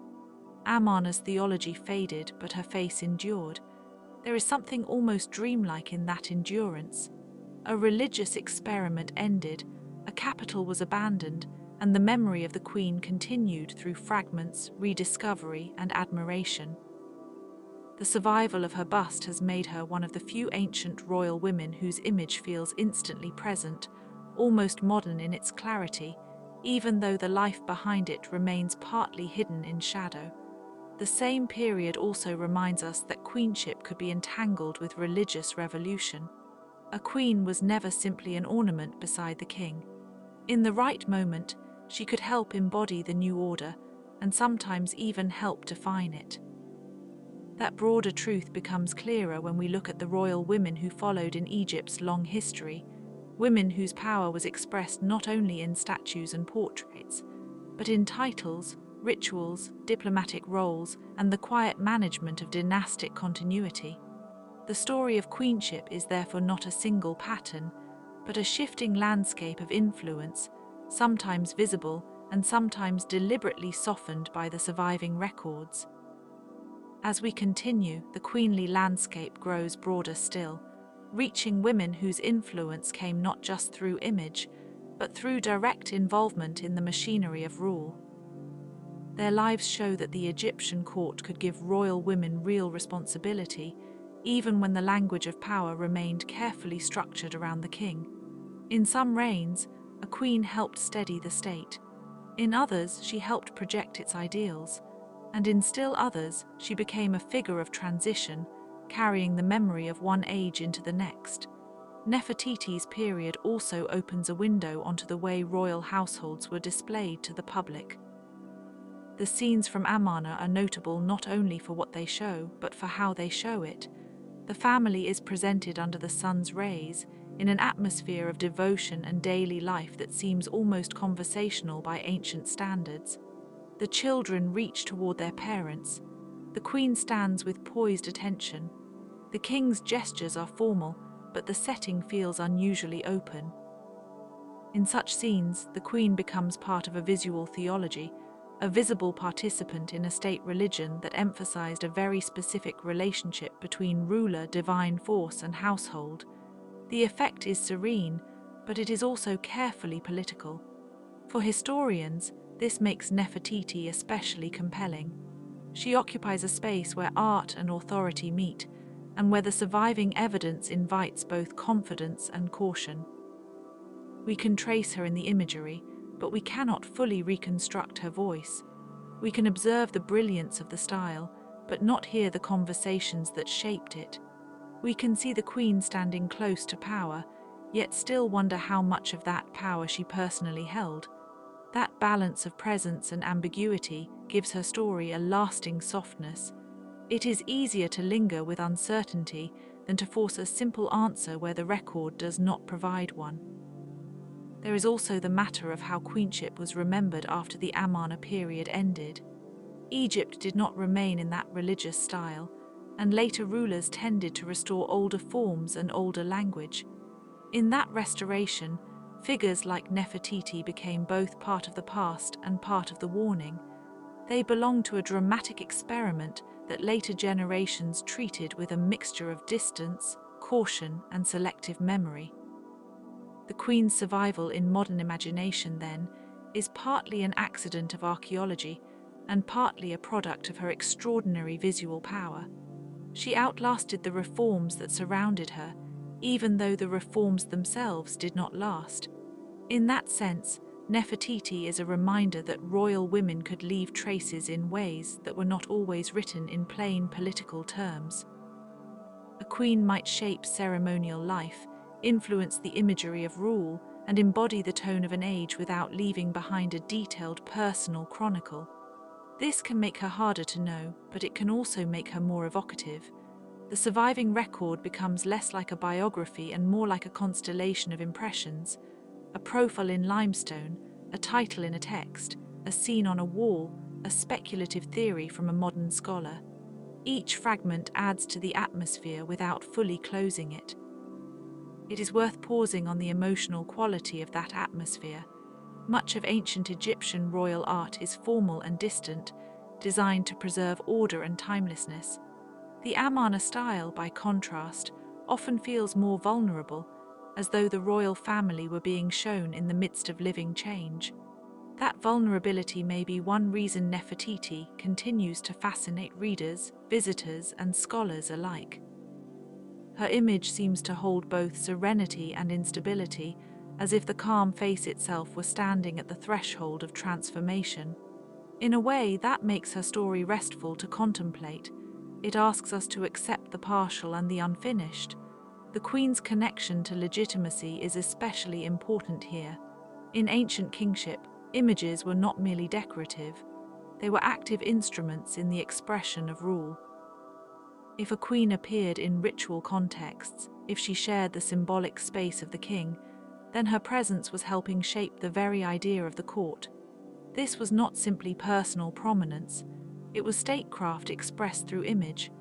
Nefertiti's repeated appearance beside Akhenaten suggests that she was woven into the language through which the regime explained itself to gods, officials, and future memory alike. And yet the quietness of the surviving evidence keeps us from overclaiming. We know the broad outline but not the private texture. We know she stood near power, but not every step by which she moved within it. We know she was celebrated in art, but not the full extent of her influence in administration or diplomacy. The ancient record often gives us shapes instead of complete stories. In Nefertiti's case, that shape is unusually elegant, and perhaps that is enough to keep her present in the historical imagination. Her name itself has become part of the atmosphere of Egypt's royal history. For many people, it evokes not just a particular queen, but the whole idea of refined, distant antiquity, polished surfaces, carved stone, sunlit courts, and the echo of a vanished capital. That symbolic weight can sometimes obscure the real woman, but it also speaks to the power of images in history. Some figures are remembered because they achieved a clear administrative victory or left behind a detailed archive. Others are remembered because they became visual anchors for an entire period. Nefertiti belongs strongly to the second category. The Amarna family scenes, meanwhile, give us a softer model of royal life than we often expect. There is tenderness in the hands, in the placement of bodies, in the clustered presence of daughters around their parents. The queen is not isolated in grandeur, she is folded into relation. This creates a more intimate kind of majesty, one that can feel surprisingly modern, yet even that intimacy is structured by religious and political meaning. The family is not merely a family. It is a sacred unit, a demonstration of order and a vessel for a reforming vision. That layered quality may be why Nefertiti endures so strongly in modern memory. She is historical but also iconic. She is specific but also open to interpretation. She belongs to a known reign, but she also stands for what cannot be fully known. In a sleep-friendly way, her story invites us to rest inside the uncertainty rather than rush past it. We can picture the cool stone of Amarna, the bright desert light, the careful lines of the Queen's face, and the quiet seriousness of a court trying to remake itself. In that atmosphere, history becomes less like a list of facts and more like a slow unfolding of presence, and so Nefertiti remains both near and distant. Near because her image has survived with such unusual grace, distant because the life behind that image still resists complete recovery. Between those two truths lies her power. She is one of the rare ancient queens whose memory continues to feel alive, not because everything is known, but because so much remains beautifully unresolved. Hatshepsut is one of the clearest examples of how Egyptian queenship could move beyond consort status into full kingship. She began as a royal woman of the 18th dynasty, but eventually ruled as pharaoh in her own right, at a moment when the language of power in Egypt could be remarkably flexible. In modern summaries, she is often described simply as a woman taking a male title, yet that idea is a little too blunt for the world she inhabited. Egyptian monarchy was not only a matter of biological sex, it was also a sacred office, a public performance, and a carefully managed relationship between lineage, ritual, and divine approval. Hatshepsut appears to have understood this deeply. She did not stand outside the tradition and break it. Instead, she entered into it and reshaped it from within. Her monuments at Deir el-Bahari and elsewhere show deliberate care in the presentation of her power. The great terraced mortuary temple, set against the cliffs on the west bank of Thebes, still feels serene even in ruin, its long lines and colonnades suggesting order and permanence. Reliefs there once told a carefully arranged story of her rule, her divine birth, her legitimacy, her offerings to the gods, and her role as a prosperous king. She used traditional royal imagery, including the false beard and the regalia of kingship, but she also preserved feminine references in some contexts. That combination is one of the reasons she remains so compelling. It suggests not confusion, but strategy. Hatshepsut presented herself in the visual language that Egyptians recognized as authoritative, while still leaving traces of her identity as a woman. She did not simply imitate male rulers. She made a claim to monarchy that was both continuous with tradition and distinct in its execution. As a queen before her full accession, she had already been part of the royal household, and likely the daughter of a king and wife of another. This layered identity mattered in ancient Egypt more than a modern observer might expect. Royal women were not decorative accessories to kingship. They were carriers of dynastic continuity, links between generations, and sometimes instruments through which legitimacy was made visible. Hatshepsut's family background gave her multiple claims at once: birth, marriage, and association with the sacred center of the court. In Egyptian terms, legitimacy often came from lineage, divine favor, and public performance all at once. It was not enough to be born well. One also had to appear properly in ritual, speak in the correct register, and be recognized by the gods and the administration alike. Hatshepsut understood that system exceptionally well, and she seems to have navigated it with uncommon patience. Her reign is associated with building projects, trade expeditions, and a stable, prosperous administration. These are not separate achievements so much as different expressions of the same kind of rule. A temple rising from the desert, a voyage down the Red Sea, and the steady functioning of officials and scribes all belong to a world in which state power was meant to feel abundant and ordered. The famous expedition to Punt, remembered in temple reliefs, suggested wealth, exotic goods, and the reach of Egyptian diplomacy.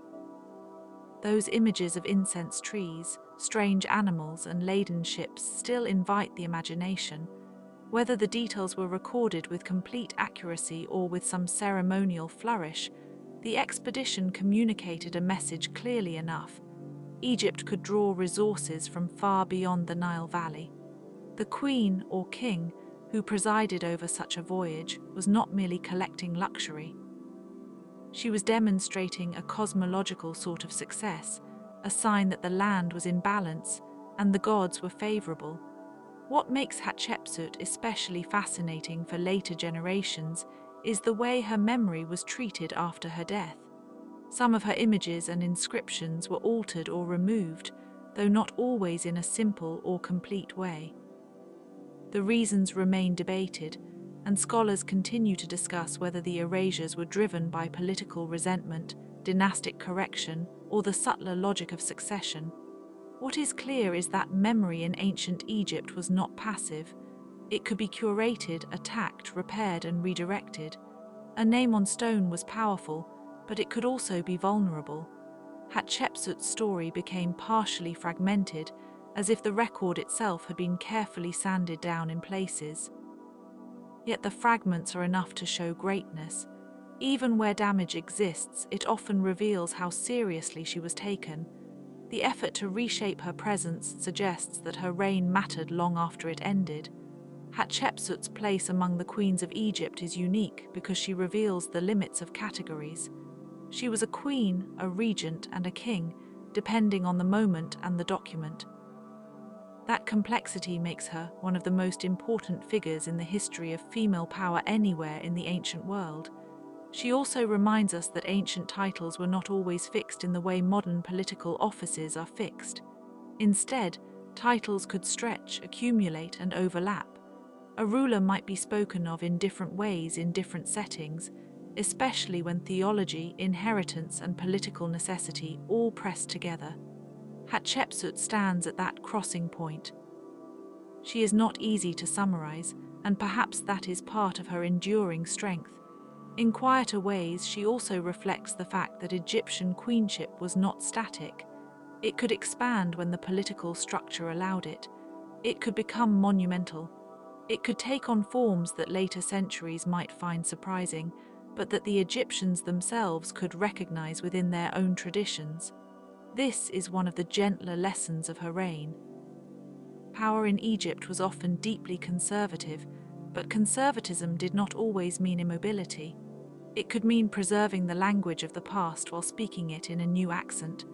Hatshepsut's reign shows that even within a highly ordered civilization, there was room for adaptation when the time required it.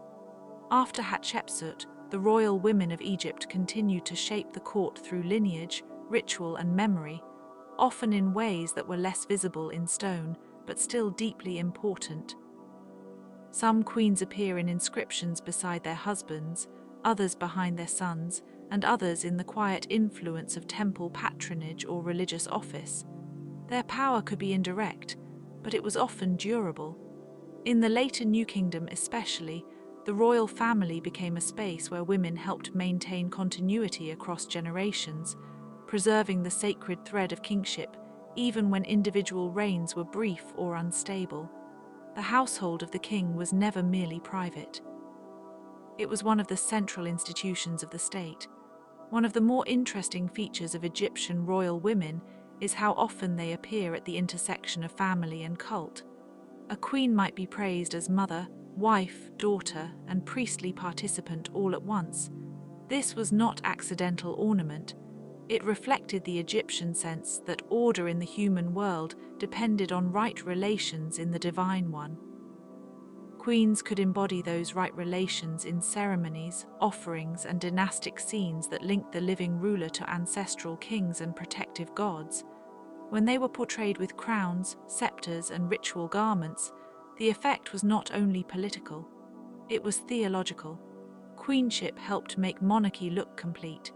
There is also a certain serenity in the way Egyptian monumental art presents royal women, even when the historical realities behind the images were difficult. The figures stand calmly, their steps measured, their features idealized.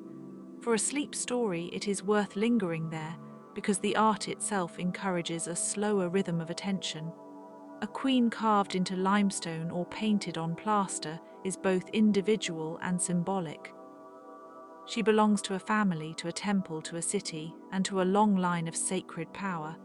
Hatshepsut's case is unusually famous, but the wider pattern is just as important. Egyptian queenship was not a side note to pharaonic history. It was one of the ways that history sustained itself, and as we move on, we find queens who helped shape the late New Kingdom through family, ritual, and the long memory of royal continuity. Some will appear as great names in their own right, others as presences preserved in fragments of wall painting, stele, and temple relief. Together, they show how the royal women of Egypt could anchor a dynasty, even when the world around them was changing slowly, like sunlight across stone. Nefertari, the great royal wife of Ramesses II, is one of the most beautiful and carefully remembered queens of ancient Egypt. Her tomb in the Valley of the Queens remains one of the most exquisite in the ancient world, its painted chambers still glowing with color after thousands of years. The ceiling seemed to open into night itself, while the figures on the walls move with graceful precision through the underworld journey. Even in silence, the tomb feels intimate. Nefertari was not simply a name beside a famous king. She was a royal woman whose image was preserved with unusual tenderness, suggesting deep respect in life and extraordinary care in death. Her title, Great Royal Wife, marked her as the principal queen of a reign that was otherwise immense in scale. Ramesses II ruled for so long that his monuments fill the landscape of Egypt, and within that vast royal presence, Nefertari stands out with unusual clarity. She appears in temple scenes, diplomatic imagery, and devotional contexts, often at the side of deities. Her prominence was not accidental. Egyptian queens sometimes served as bridges between court and cult, and Nefertari seems to have occupied that elevated space with remarkable dignity. She was associated with the goddess Hathor in particular, a link that would have resonated with ideas of beauty, music, love, and divine favor. The surviving wall paintings in her tomb offer a sense of quiet luxury. Colors of gold, red, blue, and green still shimmer softly under museum light, though in their original setting they would have been illuminated only by torches or small lamps. The atmosphere must once have been both sacred and deeply personal. Tomb decoration in Egypt was never merely ornamental.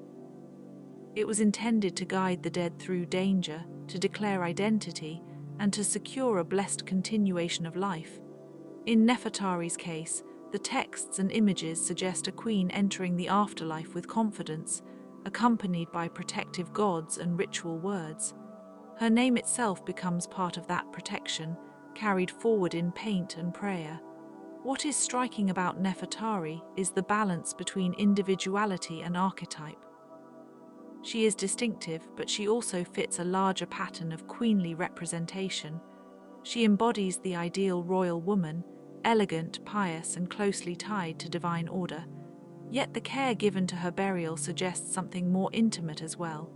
It is as if the court wanted to preserve not only her rank, but her presence. That subtle feeling is one reason her tomb continues to draw such attention. It does not merely record status, it invites quiet contemplation. In the broader context of Egyptian queenship, Nefertari also helps us see how the royal family functioned as a religious landscape. Queens were not outside the sacred world looking in, they belonged to it. Their portraits, titles, and offerings were part of the maintenance of cosmic stability. When a queen was shown before the gods, she was not only being honored, she was participating in the exchange that kept the world in order. The ancient Egyptians understood kingship as a kind of stewardship over harmony, and queenship often contributed to that same aim through ceremony, patronage, and symbolic presence. There is a related calmness in the way the Nile Valley preserves memory. Some royal women are known from grand monuments, while others survive in only a few inscriptions or fragments of burial equipment. Yet the pattern remains legible. Queens were often remembered through artistry as much as through political text. Their faces, poses, and titles carried meaning. Even a small scene on a temple wall could announce authority, devotion, and dynastic legitimacy in a single glance. Nefertari's image does this beautifully. She appears composed, self-contained, and fully at ease among gods and symbols.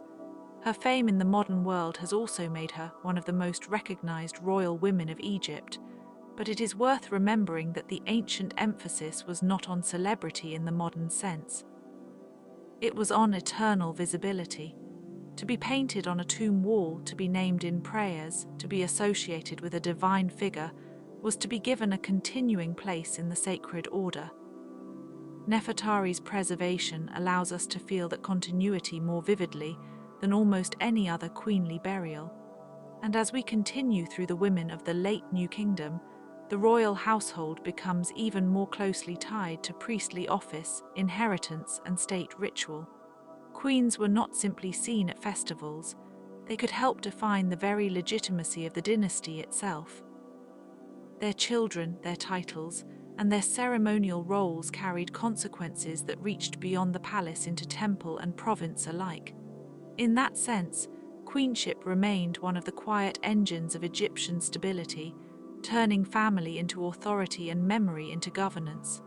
Later royal women would inherit this world of symbolism, where a queen's image might communicate far more than a decree. They inherited a tradition in which women could stand beside kings in public ritual, appear as divine consorts, or preserve royal continuity in periods of uncertainty.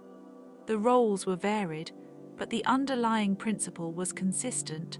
The royal woman mattered to the state because she mattered to the idea of the state. She was part of how Egypt imagined permanence.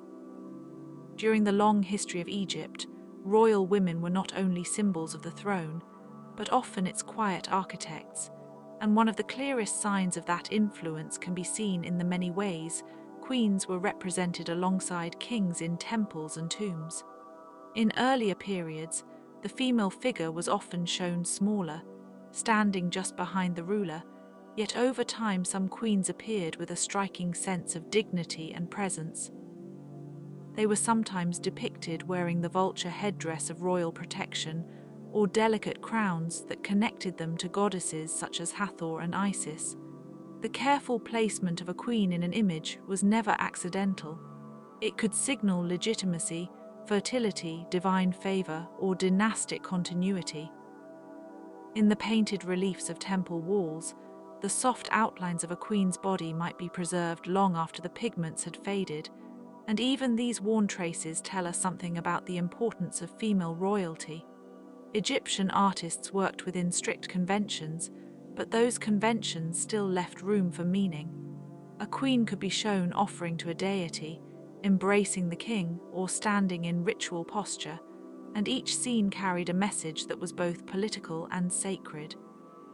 The surviving monuments do not always preserve the whole story, and in some cases, scholars can only infer rank and role from fragments of titles or partial scenes. Still, the overall pattern is clear. Queens were not hidden from the visual language of power. They were woven into it, with grace and symbolism that lingered across centuries, like quiet gold under the desert light. Some queens are remembered not only because they held influence in life, but because their burials reveal the care with which Egypt prepared royal women for eternity. The tomb of a queen was more than a resting place. It was a carefully arranged space filled with objects meant to sustain identity in the afterlife. Cosmetics, jewelry, Ushapti figures, food offerings, and ritual vessels could accompany her into the tomb, each item chosen with both practical and symbolic purpose. The scent of resins, the polish of gold, the cool sheen of alabaster, all speak to a funerary world in which death was not an ending but a transformation. In some royal tombs, the burial chamber of a queen was close to that of a king, reflecting her role in the dynastic order. In others, the evidence is less direct, and archaeologists must piece together ownership from inscriptions, fragments of canopic jars, or the style of burial goods. Even when the tomb has been damaged by time, looting, or shifting sands, the remaining traces can still suggest a life of ceremony and high status. The choice of grave goods may also hint at the queen's titles and responsibilities. A queen associated with motherhood might be given protective symbols tied to rebirth, while another may receive items linked to temple ritual or divine affiliation. The burial itself becomes a final expression of rank, but also of affection, hope, and belief. In the stillness of those subterranean rooms, the artistry of the living was meant to travel with the dead. Among the many royal women of Egypt, some became especially associated with diplomacy, because the household of a queen was not only domestic but international in its reach. Marriages between pharaohs and foreign princesses formed part of the broader politics of the ancient Near East, especially during the New Kingdom, when Egypt was connected to powerful neighbors through treaties, gifts, and correspondence. A queen might arrive from Mitanni, Babylon, or another allied court, bringing with her a retinue of attendants, elaborate goods, and the expectations of her homeland. Such marriages could strengthen alliances and signal prestige, but they could also create delicate tensions within the palace. The foreign queen lived within an Egyptian framework, yet she may have preserved customs from her native culture, influencing dress, ritual, or the composition of her household. The famous diplomatic letters from that era reveal a world of carefully worded requests for gold, statues, and status, and while queens do not always speak directly in those documents, they hover at the center of the exchange. In a palace courtyard scented with incense and warmed by stone, a queen from abroad might have stood as a living bond between kingdoms. Scholars sometimes debate the exact identity of certain foreign queens, since names can be rendered in different ways or lost in damaged records, but the larger reality is unmistakable. Royal women helped to secure peace, wealth, and symbolic unity across great distances, and their presence reminds us that Egypt was never isolated, but part of a wide, interconnected world. Not all queens are known from grand monuments. Some are remembered through the quieter evidence of jewelry, amulets, and personal adornment, which can feel especially intimate when viewed in the museum light of the present day. A small bead necklace, a golden collar, or a ring inscribed with a royal cartouche can preserve a trace of individual taste and status. Egyptian goldsmiths were masters of fine work, creating objects that sparkled like sunlight on river water. The materials themselves carried meaning. Lapis lazuli suggested the heavens, carnelian evoked warmth and vitality, turquoise hinted at renewal, and gold was linked to the flesh of the gods because it did not tarnish. Queens may have worn broad collars resting on the chest, bracelets at the wrists, and elaborate pendants that moved softly when they walked. Some items were intended for daily use, while others were ceremonial, designed for feasts, temple rituals, or burial. In a few cases, jewelry bears the names of kings and queens together, suggesting gifts exchanged in marriage or commemoration. Yet even here, uncertainty remains. An object labelled for a queen in an ancient inscription might have belonged to a royal household member more broadly, and some pieces may have been reused or inherited. Still, the tactile world of adornment helps us imagine the living presence of queens more vividly than official texts alone. The weight of a necklace, the cool touch of metal against skin, the glimmer of stones in lamplight, all remind us that queens were embodied figures of courtly life, not only names carved in stone. A particularly fascinating aspect of queenly history is the relationship between royal women and the goddess Hathor, who was associated with beauty, music, motherhood, and joy. Hathor occupied a special place in Egyptian religion because she bridged so many realms. She could be gentle and nourishing, but also powerful and protective. Queens were often linked to her imagery, wearing horns, solar discs, or floral motifs that suggested divine grace. In some ceremonies, the queen may have embodied Hathor's qualities as a royal mother and companion to the king, reinforcing the idea that kingship depended on balance between masculine rule and feminine sacred presence. Temple scenes sometimes show a queen in an offering role before the goddess, or receive symbols that connect her to divine favor. The association was not merely decorative. It expressed a theological truth central to Egyptian thought. The royal woman helped maintain order, fertility, and cosmic harmony. At sites like Dendera, Later periods would develop the Hathor cult into an especially rich and refined tradition, but its roots reach far deeper. The exact degree to which individual queens actively served in Hathoric ritual can be difficult to prove, since the surviving evidence is selective and often idealized.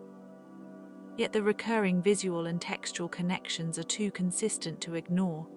In the quiet language of crowns, sistrums, and cow horns, queens were presented as reflections of a goddess whose presence softened power and sanctified it at the same time. At times, the evidence for a queen's role comes not from her own inscriptions, but from the naming of her children, especially the future kings who would continue the royal line. Egyptian queens were central to succession, and the mother of a prince could become one of the most politically significant figures in the kingdom. A queen who gave birth to an heir may have secured her own prestige and the stability of the dynasty, especially if the boy was still young when he came to the throne. In such cases, the queen mother could act as regent or advisor, shaping policy from behind the formal authority of the male ruler. Her image might be placed near that of her son in statuary or relief, reinforcing the continuity of bloodline and legitimacy. This maternal role was valued not only politically but spiritually, because Egyptian kingship was often imagined as a cyclical renewal, with each generation preserving Maat, the order of the world. Yet the identity of royal children is sometimes obscured by conflicting titles or incomplete genealogies. Some sons and daughters of queens are known only from a mention on a fragmentary monument, while others may have been born to secondary wives rather than principal queens. The line between certainty and reconstruction can be very fine. Even so, the broader pattern remains beautiful in its simplicity. Queens were keepers of succession, and through them the future entered the present. Their influence was felt in the hush of the nursery, in court ceremonies, and in the careful naming of heirs whose lives would shape the fate of Egypt. The architecture associated with queens also reveals how royal femininity was honored in stone. Certain mortuary temples, chapels, and pyramid complexes were built for queens with remarkable care, though usually on a smaller scale than those of kings. The layout of these structures could echo royal design while preserving a distinct identity. Long corridors offering rooms, false doors for the spirit to pass through, and niches for statues all formed part of a sacred environment. The walls may once have been brightly painted, with scenes of offerings, festivals, or divine protection. Standing in such a place today, one might feel the coolness of limestone and the soft echo of footsteps where incense once curled through the air. The pyramid complexes of the Old Kingdom, especially those near major royal pyramids, often included queens, pyramids arranged in relation to the king's monument, almost like smaller stars orbiting a larger sun. Yet attribution is sometimes uncertain, since damage and later reuse can erase inscriptions and make identification difficult. Some queenly structures may have been altered by later rulers or repurposed for other burials. Still, the architectural intention is clear. Queens were granted sacred space that reflected their status not as decorative figures, but as participants in the eternal royal order. Their temples and tombs gave shape to memory, making stone itself serve as a kind of reverent silence. Another layer of queenly history can be found in the ways names were written and preserved, because a royal name in Egypt was never just a label. It was a vessel of identity, protection, and power. Queens often held multiple titles, and these could change depending on the stage of life, political role, or religious function. Titles such as Great Royal Wife, King's Mother, God's Wife, or Royal Daughter conveyed different forms of legitimacy and influence. The repetition of these titles in inscriptions can make them seem familiar, yet each carried distinct weight in context. The Great Royal Wife might be the chief consort in a formal sense, but a woman titled King's Mother could wield greater practical authority if her son sat on the throne. Some queens adopted epithets that linked them to goddesses, while others emphasized beauty, favor, or sacred service. In the surviving texts, These phrases often appear in elegant hieroglyphic arrangements, where the shapes of birds, reeds, and folded cloths create a visual rhythm as graceful as poetry. However, titles do not always map neatly onto modern ideas of rank. Egyptian institutions changed over time, and a title that meant one thing in one dynasty might imply something different in another. This is part of what makes the study of queens so absorbing. Their identities were layered, fluid, and sometimes elusive. A name carved on a temple wall is both a statement and a puzzle, and in that puzzle we glimpse the subtle complexity of royal womanhood. Queens also appear in the world of private devotion, especially through small household shrines, amulets, and votive practices that blurred the line between official religion and daily life. While temples served the state and the gods, ordinary people also sought protection from divine forces, and royal women could be invoked as part of that sacred landscape. A queen associated with maternal care might be imagined as interceding for childbirth, health, or family security. Figurines, charm objects, and magical texts sometimes reflect this broader religious atmosphere, where powerful female figures embodied both tenderness and authority. In later periods especially, queens connected to the cult of Isis became part of a much wider devotional tradition, one that extended beyond courtly circles. The domestic spaces of ancient Egypt were filled with simple, practical rituals: a whispered prayer, a charm placed near a bed, a protective image near a doorway. Though the evidence for direct queenly participation in household devotion is uneven, the symbolic reach of queens was immense. Their names and images could travel beyond palace walls, entering the hearts of worshippers who may never have seen the royal court. There is something deeply human in this. A queen, distant and exalted, could still be imagined as a guardian close enough to hear petitions in the quiet of night. The scholarly record is cautious here because many practices left little trace, but the emotional logic is compelling. Royal women were not only remote rulers of ceremony, they were also figures through whom protection, motherhood, and divine favor could be felt in intimate, everyday ways. Finally, there is the enduring mystery of queens whose histories survive only in fragments, and whose lives must be reconstructed from scattered evidence across tombs, statues, and inscriptions. Egypt preserves some names beautifully, almost intact, while others appear like fading echoes. A cartouche may be broken at the edge, a face worn smooth, a title half lost to salt and time. In these cases, modern scholars must move carefully, comparing style, context, and incomplete records to determine whether a figure was truly a queen, a princess, or another royal woman. This uncertainty is not a weakness of the field, it is part of its quiet discipline. The desert has been patient for millennia, and it does not surrender its stories easily. Yet even a fragment can be enough to suggest a life of significance. A shoulder carved in profile, a line of hieroglyphs beside a royal child, a trace of paint near an offering table, all may point toward a woman who once stood at the heart of power. The silence around these women can be moving in its own way.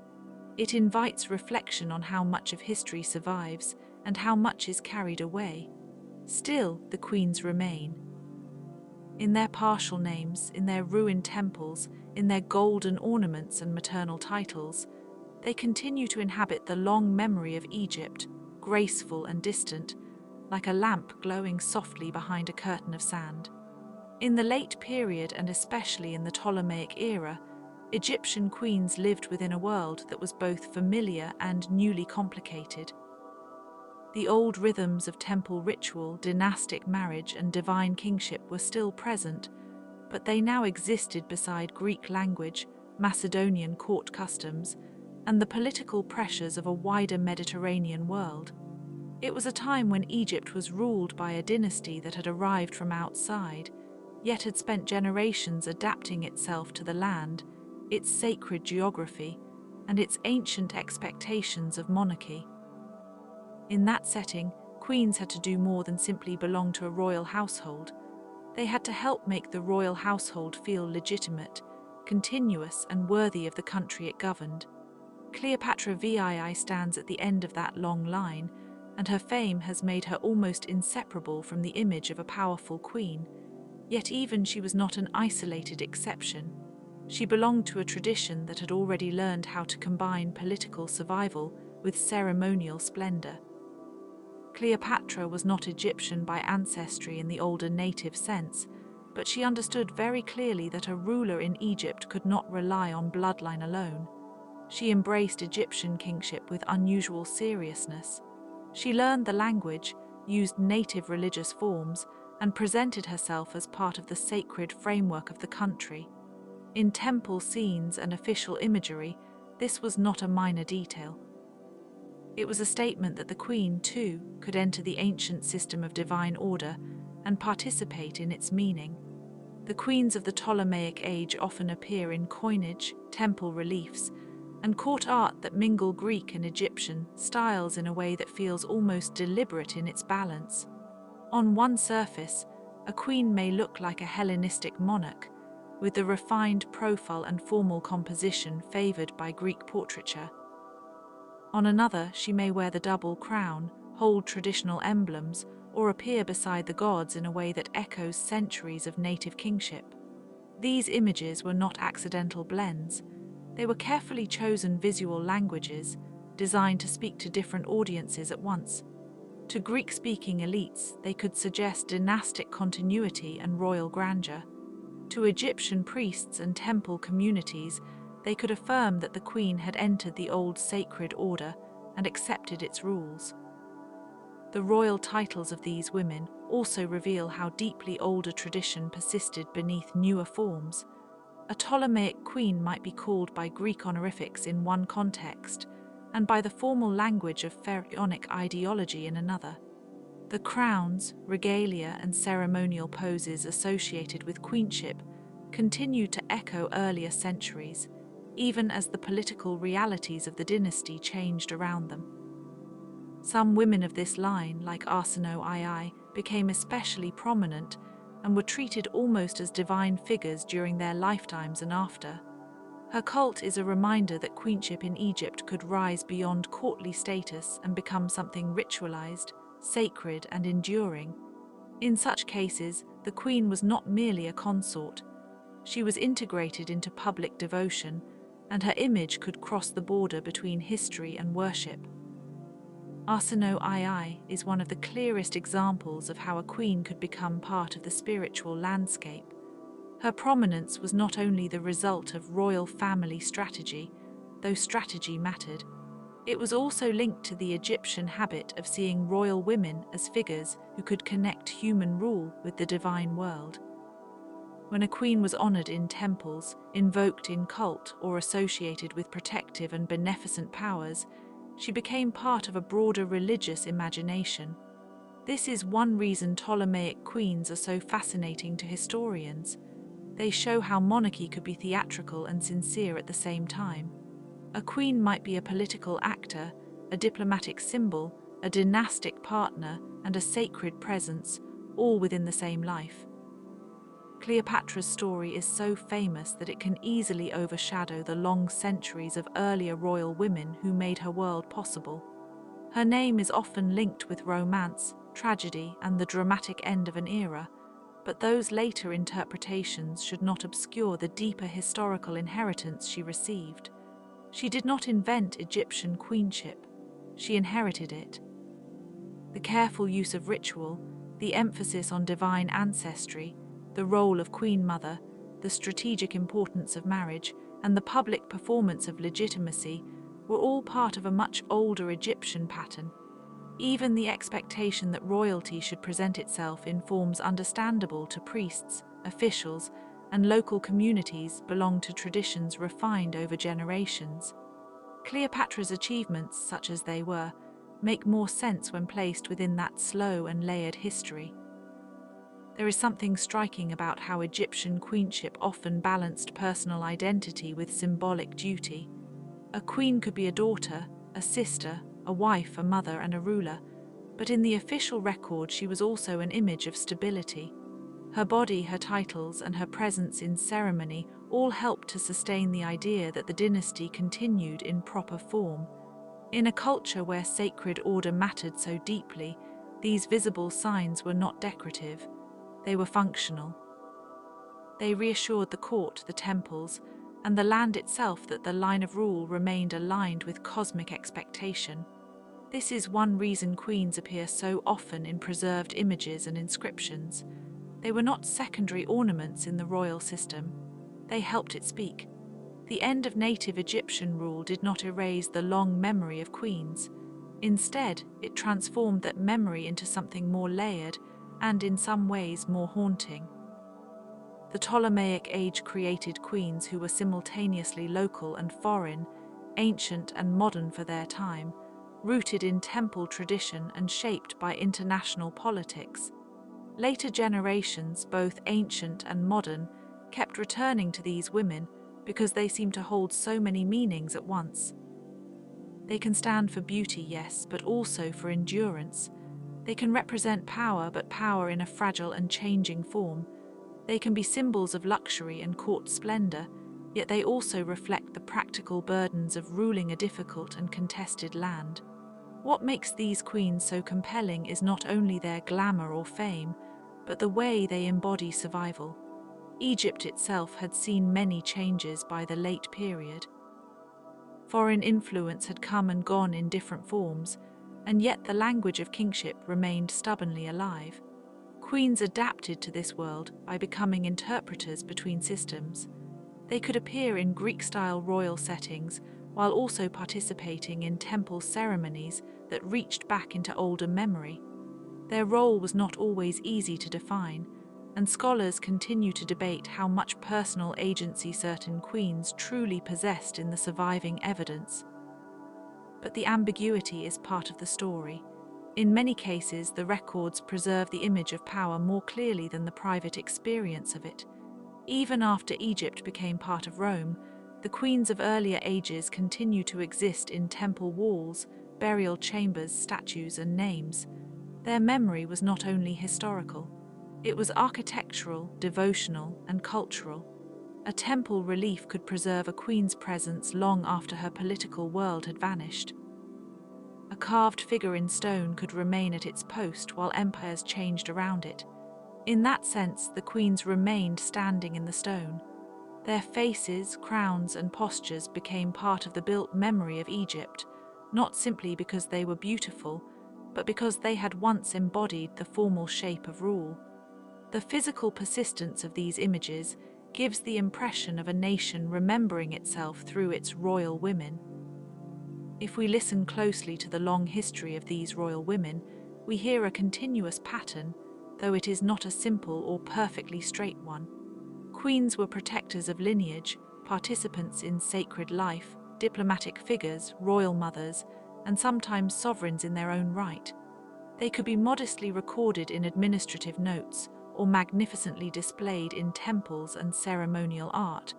Some names survive only as fragments, while others shine through the centuries with unusual clarity. Yet in every case, the presence of queens reminds us that Egyptian monarchy was never made of kings alone. It was supported by a broader royal structure in which women played essential roles, whether as public symbols, ritual partners, or political actors. That pattern also appears in the quieter domestic side of kingship, where the queen mother often mattered greatly. In dynastic cultures, mothers could help stabilize succession, protect royal children, and preserve the memory of legitimacy across generations. The palace was not only a place of display, it was also a place of inheritance, training, and careful continuity. A queen who had produced an heir or guided a young ruler could become one of the central figures in the maintenance of royal order. Her influence may not always be written in bold terms, but it can be sensed in the structure of the dynasty itself. The line of succession was not held together by force alone. It was held together by family, ceremony, and the sustained labor of royal women. And so the story ends not with disappearance, but with continuity. Across the sands, through dynasties and into memory, the queens of Egypt remained part of the royal shape of the land. Their names changed with language and era. Their crowns changed with fashion and politics. Their authority could be expanded, limited, celebrated, or obscured. But the deep pattern remained. Women stood near the center of Egyptian monarchy, helping to define its sacred and human character. Even when later ages looked back at them through legend or romantic imagination, they were still responding to something real, something ancient, something that had once passed through temple courts and palace halls with quiet authority. As the night grows deeper, it is enough to rest with that thought, that behind the kings stood women whose influence often lasted longer than the monuments that first announced them. Some of their names are remembered clearly, while others remain soft and distant, like inscriptions half-smoothed by time. Yet together they form a long and graceful line across Egyptian history. In that line, queens were never mere shadows. They were part of the shape of sovereignty itself, carrying lineage, ritual, memory, and endurance through the slow changes of the centuries.